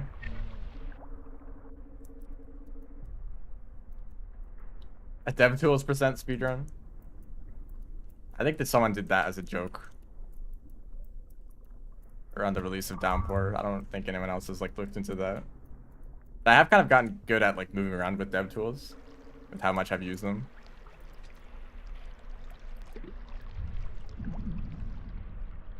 There it is. Yeah. I think that's more than a snail. Okay. But it's mostly just about memorizing. Okay. Memorizing like where you need to place your cursor. Don't go that way. Go down. Not even close. Nope, not at all. So yeah, this for a while. This is basically just monk story percent, except I use a refraction cell instead of bubbleweed. But in a few rooms, I'm going to take a different path to make it to the heart instead of the cloak.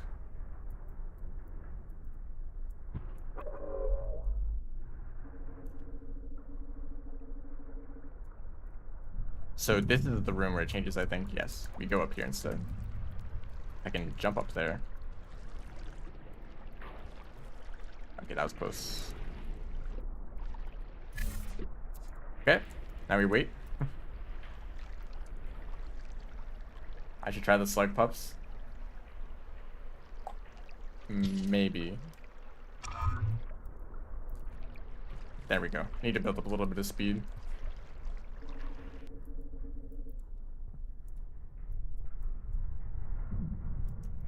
So from here,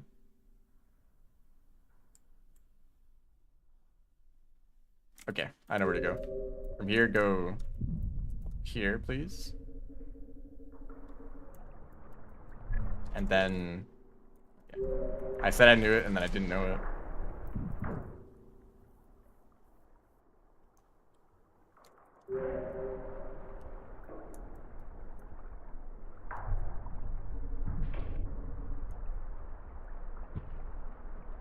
So there's a jellyfish like right down here. Oh, there they are. There they are.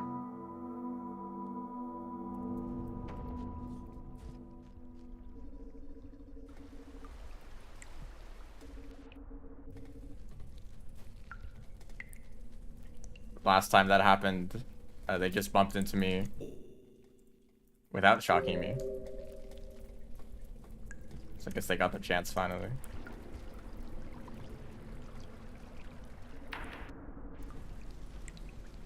Now we just do this again.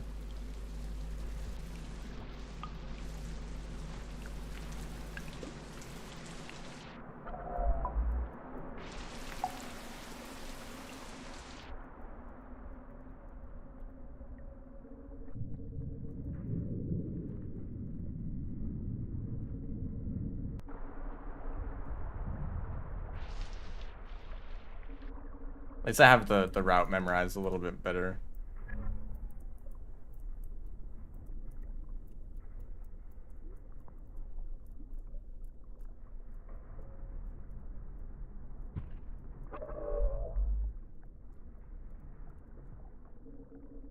Yeah, you can jump on top of a big jellyfish without getting shocked.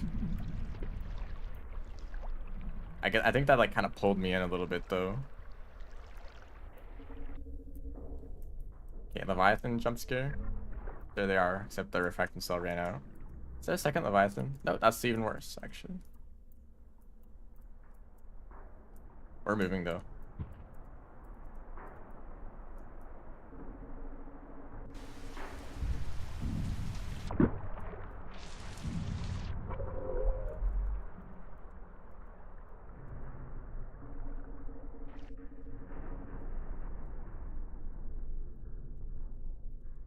What are you? Healer? As long as the reflection doesn't run out right now.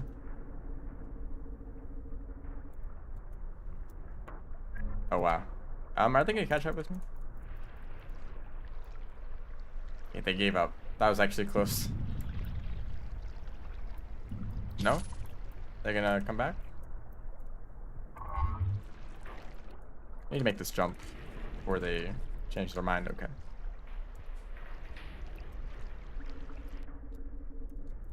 This jellyfish is gone. Just don't get grabbed. I think I've had a weird relationship with these big jellyfish. Like sometimes they don't feel dangerous at all and I just ignore them. And sometimes they're like the main threat that I have to watch out for.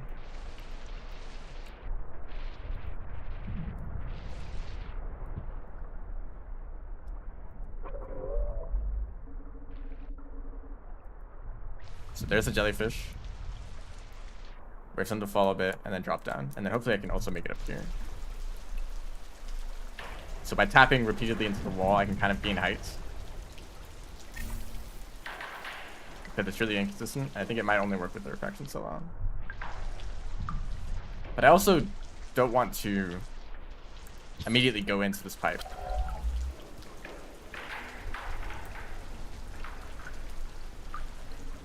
Because from here,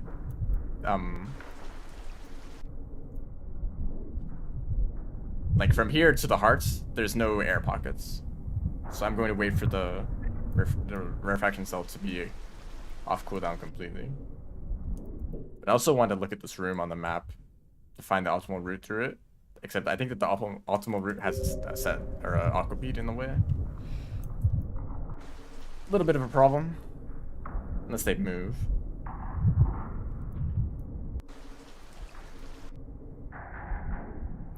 Of course, yeah, they're exactly in the way of where I want to go. You want to come over here? Actually, I wouldn't mind.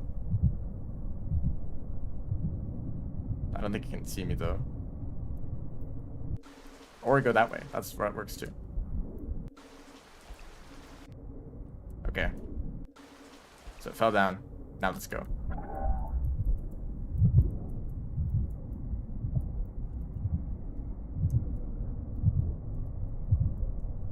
Jetfish, please don't do anything stupid.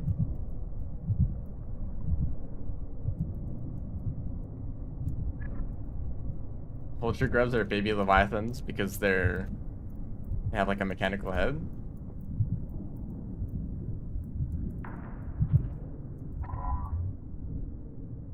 Will I be able to make it?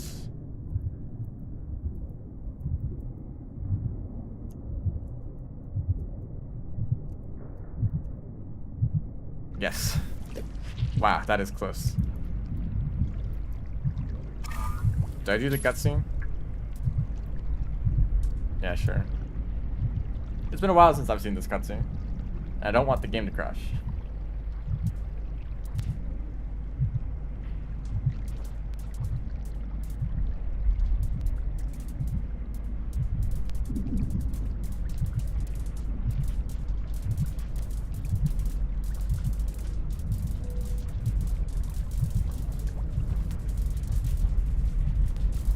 I really like how the pipes on the edges of this room, they light up when you go by them.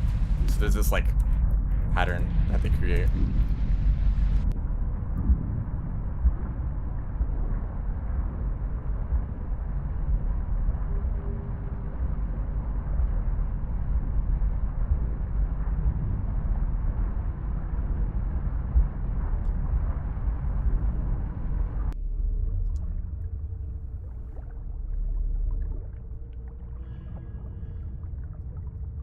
Alright.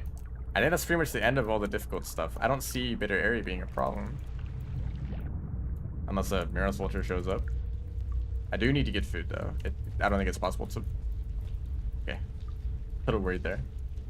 If that was gonna be a problem.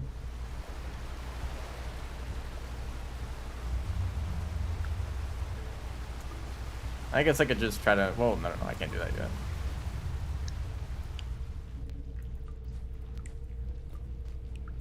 This should be the last shelter I need to take.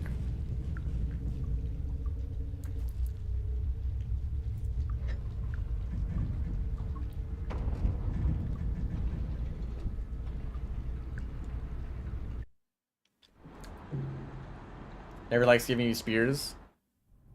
At the very end of the region, you need 5 karma to get through the gate. And there's a shelter right there next to a popcorn plant. So in order to open the popcorn plant, you need a spear, and that is where the game doesn't like to give you spears.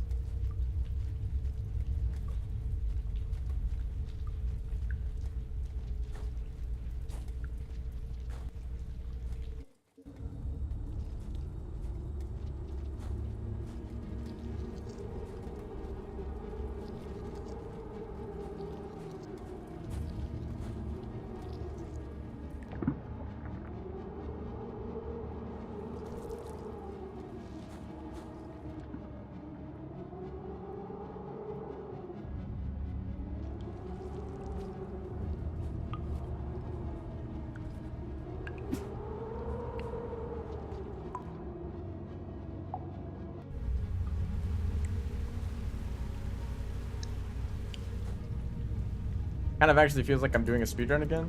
Oh shoot, this room. Wait, actually? Not a problem. Oh, don't fall off.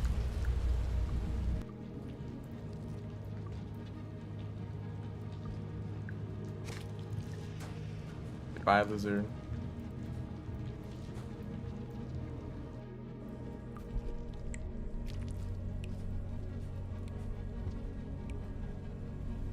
What's happening? Well, welcome to the stream. But also, I'm doing a Rivulet speedrun as the wrong character, which has made it significantly more difficult. That's why this run has taken almost 2 hours. Most of those 2 hours are from dying repeatedly.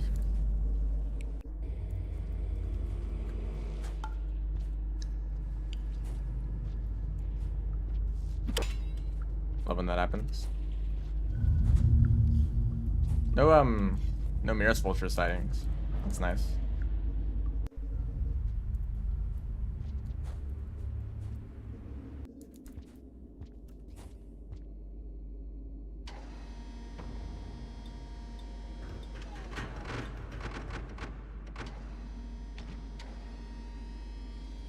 Not banning physics abuse tech makes this much less luck-based.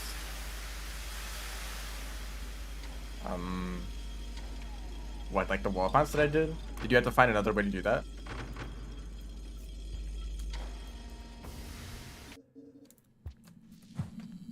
Too fast.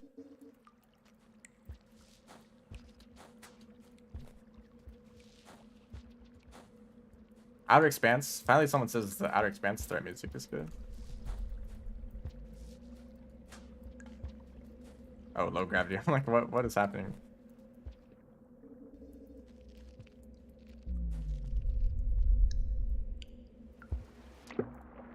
You know, actually, I think that the Outer Expanse might be my favorite threat theme. I listened to that a whole lot after Downpour released. Hello, Moon.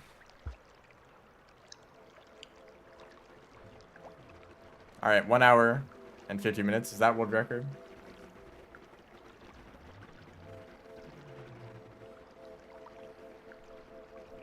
Oh, okay, so you needed a spear there and you didn't find one. And you didn't want to use a wall pounce. Anyway, goodbye, Moon.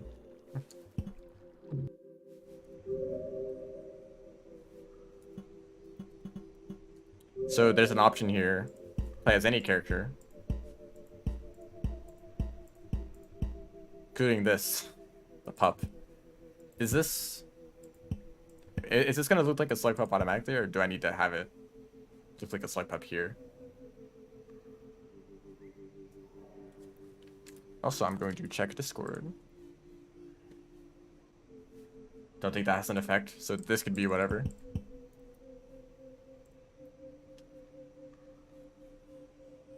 Apparently there's something you can do in the gutter. Although I don't know if this will apply to the slug pup.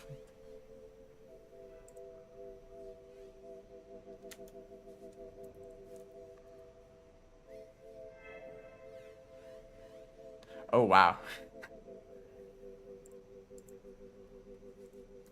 So you can do a backflip. Oh, wow. Okay.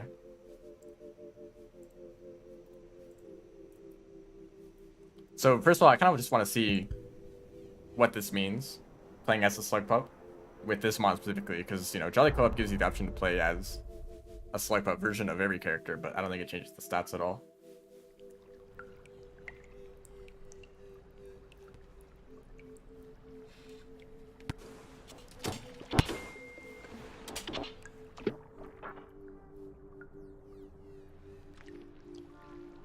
Look at this little creature.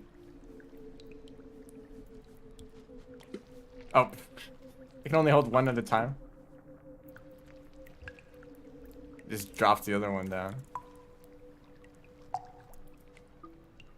And I heard the pounces might be different. Oh, wow.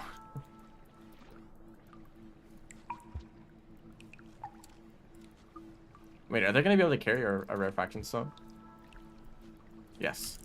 Okay, that answers that question. Do they have different lung capacity? Doesn't look like it. Feels like the swimming physics is different. Is carrying a spear slow me down? No, I'm just slow by default. I heard that fast pole climbing is easier.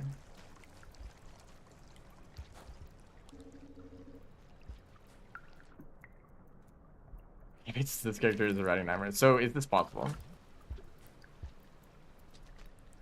Does that work? Yes.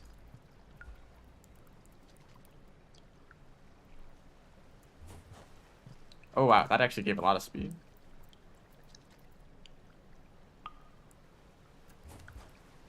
Yeah, I need to get this timing right.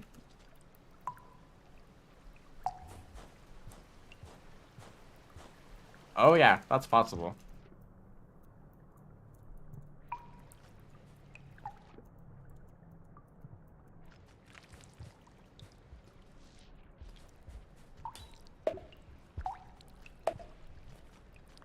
Oh, okay, I see what's up with the fast pole climbing. Wow. Okay, I was worried for a second that I might take extra fall damage. Like Lancer. Wait, that's not gonna make the distance.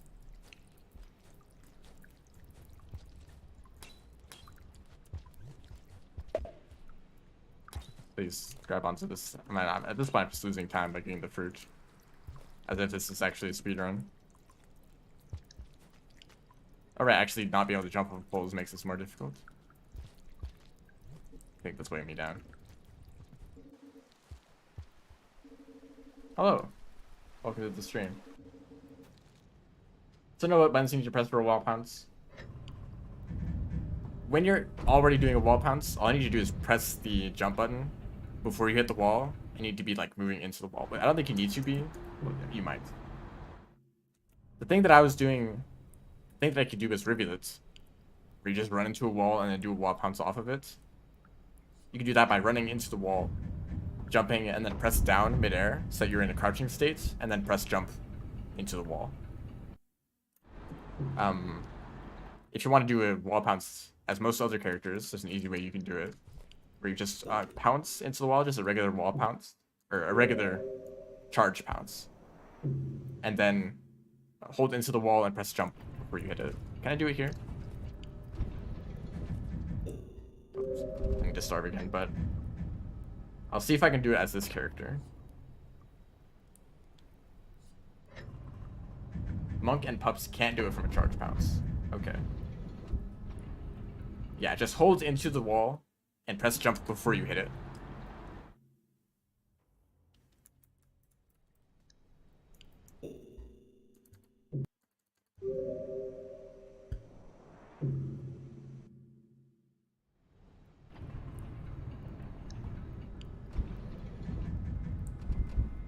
Slide into a corner. Okay, can I actually do a slide in the first place, though?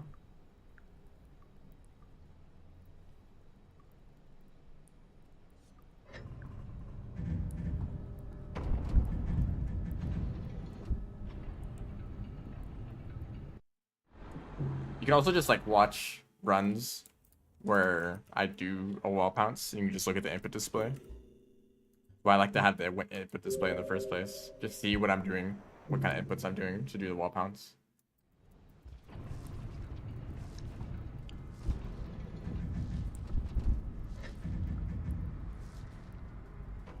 I don't even know if I know how to do a slide, or if I can do it in that room. That didn't work.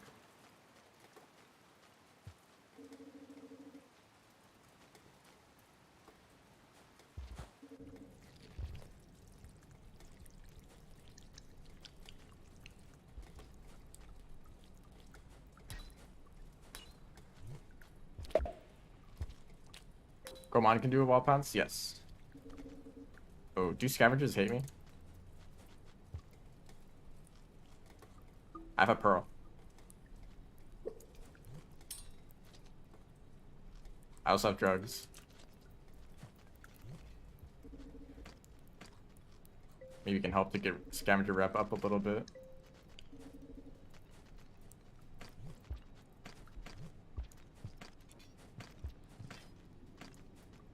Don't.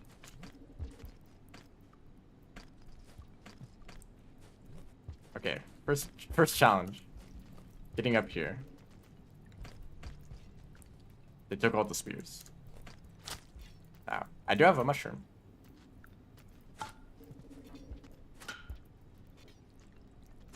Ow.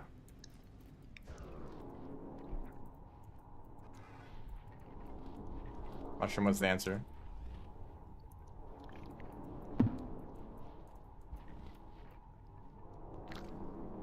Pink tracks the local primate population.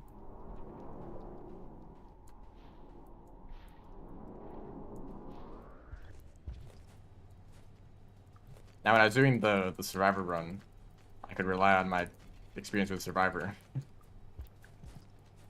This is very different, though. Oh, wow, you can do light bounces. They're just not nearly as good.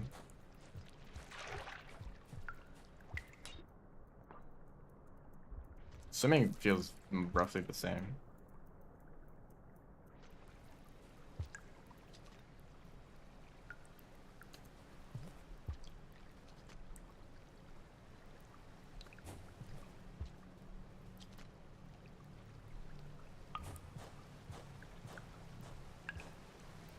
That's fun.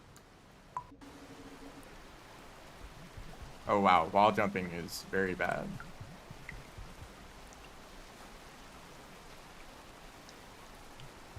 I wonder if I could do the trick with the blue fruit where you half eat it and then use it to climb walls. I wonder if that would actually be better.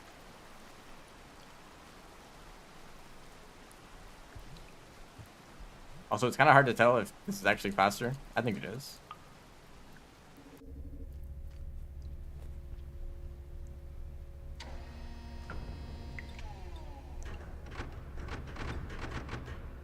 I have to turn on shelter failures for the longer cycles.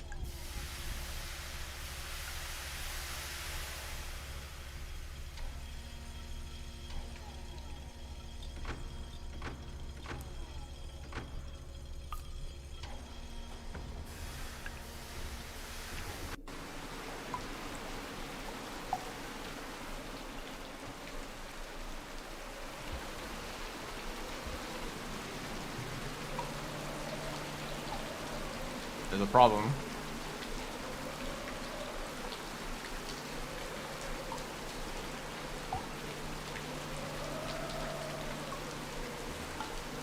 Oh, that's actually kind of close.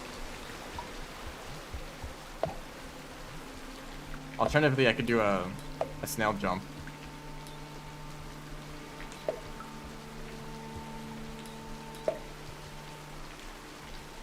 It'd be easier if they were dead, though. Also, I need to shelter, right? Yeah. Shoot, can I reach the shelter anymore? Nails, you want to help out? No, can I reach it from there now?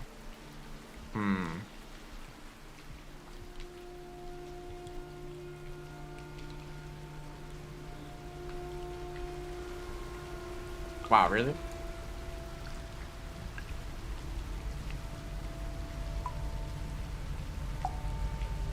Okay, and I'm down here again.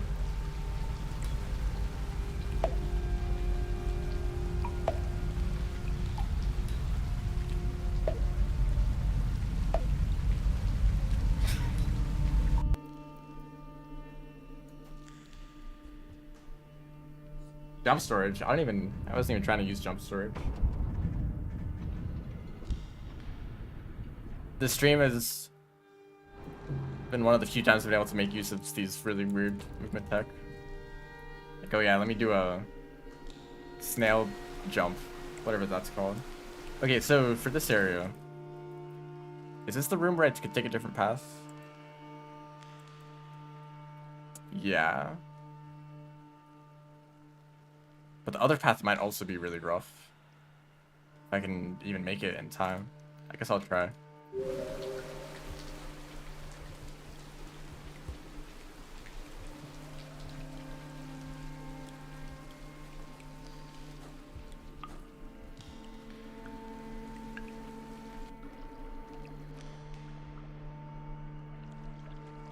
The only possible route, if there's one specific route that I should be taking, I guess I'd like to know.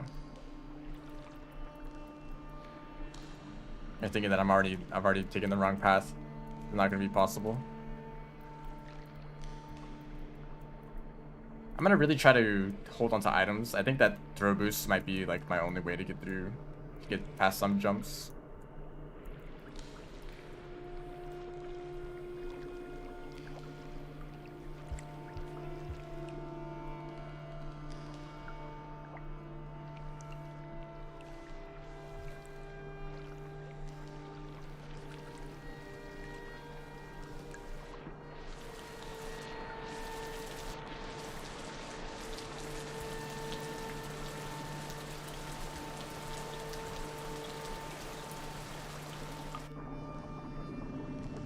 Ease might be difficult.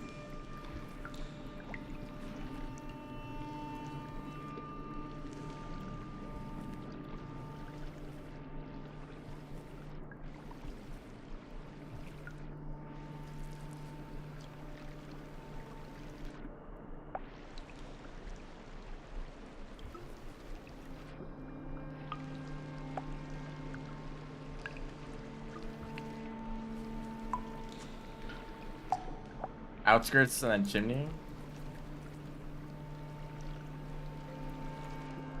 Nice pounce. I don't know where the eel lizard went. That's usually in this room. Unless I'm misremembering. Hello. Welcome to the stream. Did I not say hi?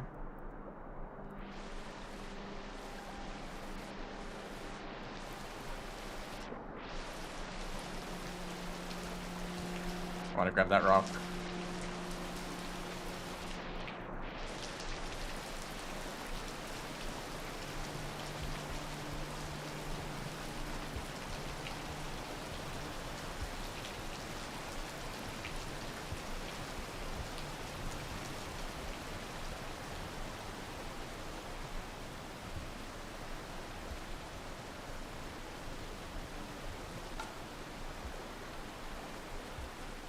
Okay.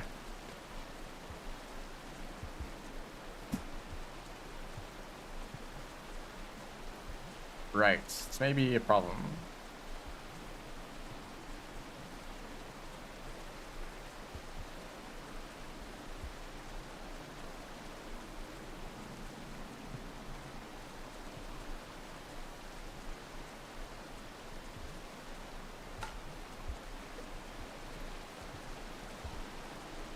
I think that might be the end of this. Unless I can find like another spear somewhere in here. Or bring a snail up there. Can I carry them very far?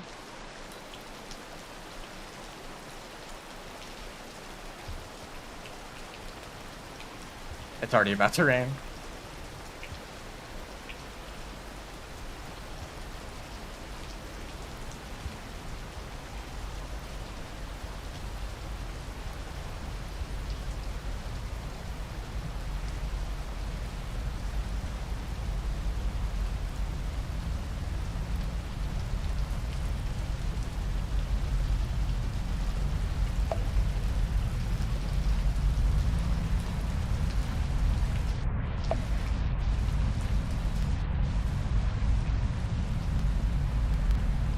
think that I think that's the end of this attempt.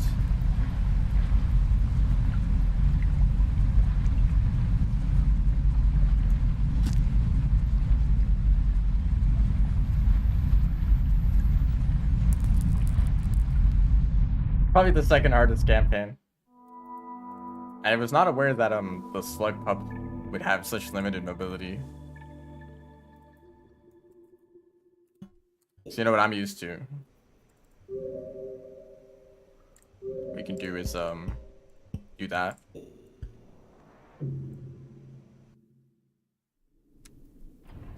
So now I look like a slug pup. Well, actually, it might be a little bit bigger than the other one, but with the same ability as a normal survivor.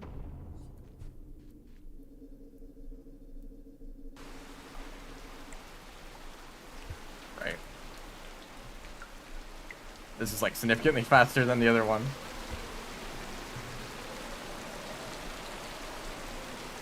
Oh. Yeah, maybe the hitbox is different. So I can't reach as far.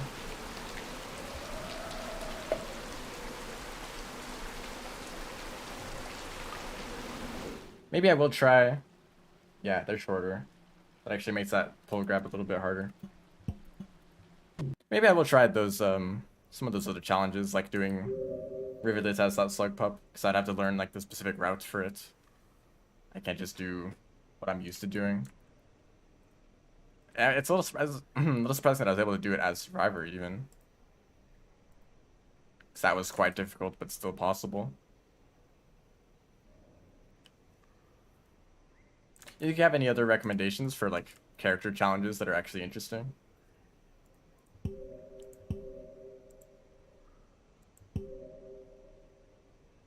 Like a character like Spearmaster, they already have like hunter movement, right? So there's nothing really unique about their run. Like maybe Artificer. Gourmand is kind of the same. There's nothing too unique about them that would make their run too difficult.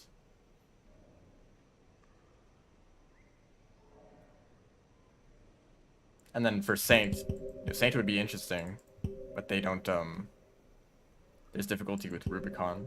Unless that got fixed. And it's possible to do Rubicon as the other characters somehow. Maybe if they just get the Ascension ability. Complete the food quest. I don't know about the food quest. That would just take too long.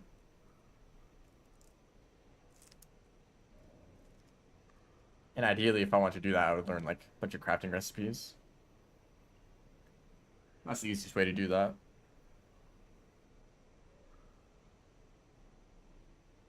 But yeah, I think this is going to be the end of the stream. That was a fun challenge with Rivulet. But I also think that I want to work more on the actual Rivulet speedrun. So no messing around with the character. Actually like trying to get this run improved. There have been some developments on the Rivulet story percent. So there's the possibility of getting like a sub 29. Actually, that's definitely possible, but like actually getting that in a run seems extremely difficult unless enough time saves are found. We'll see about that.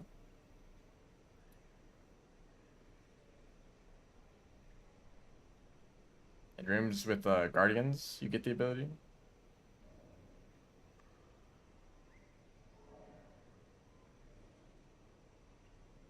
Don't think the rooms with large pools of void food are possible.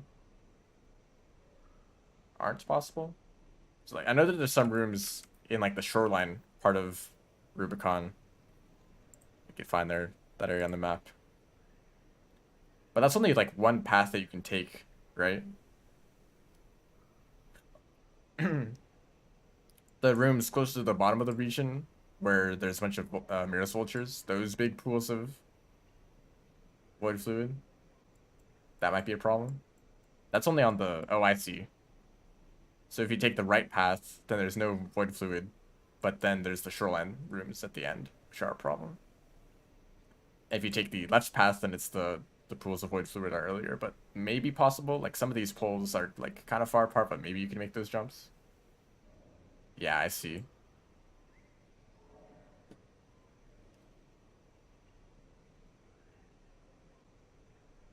Maybe there's some crazy tech you could do to make it across these rooms, but that would be very difficult.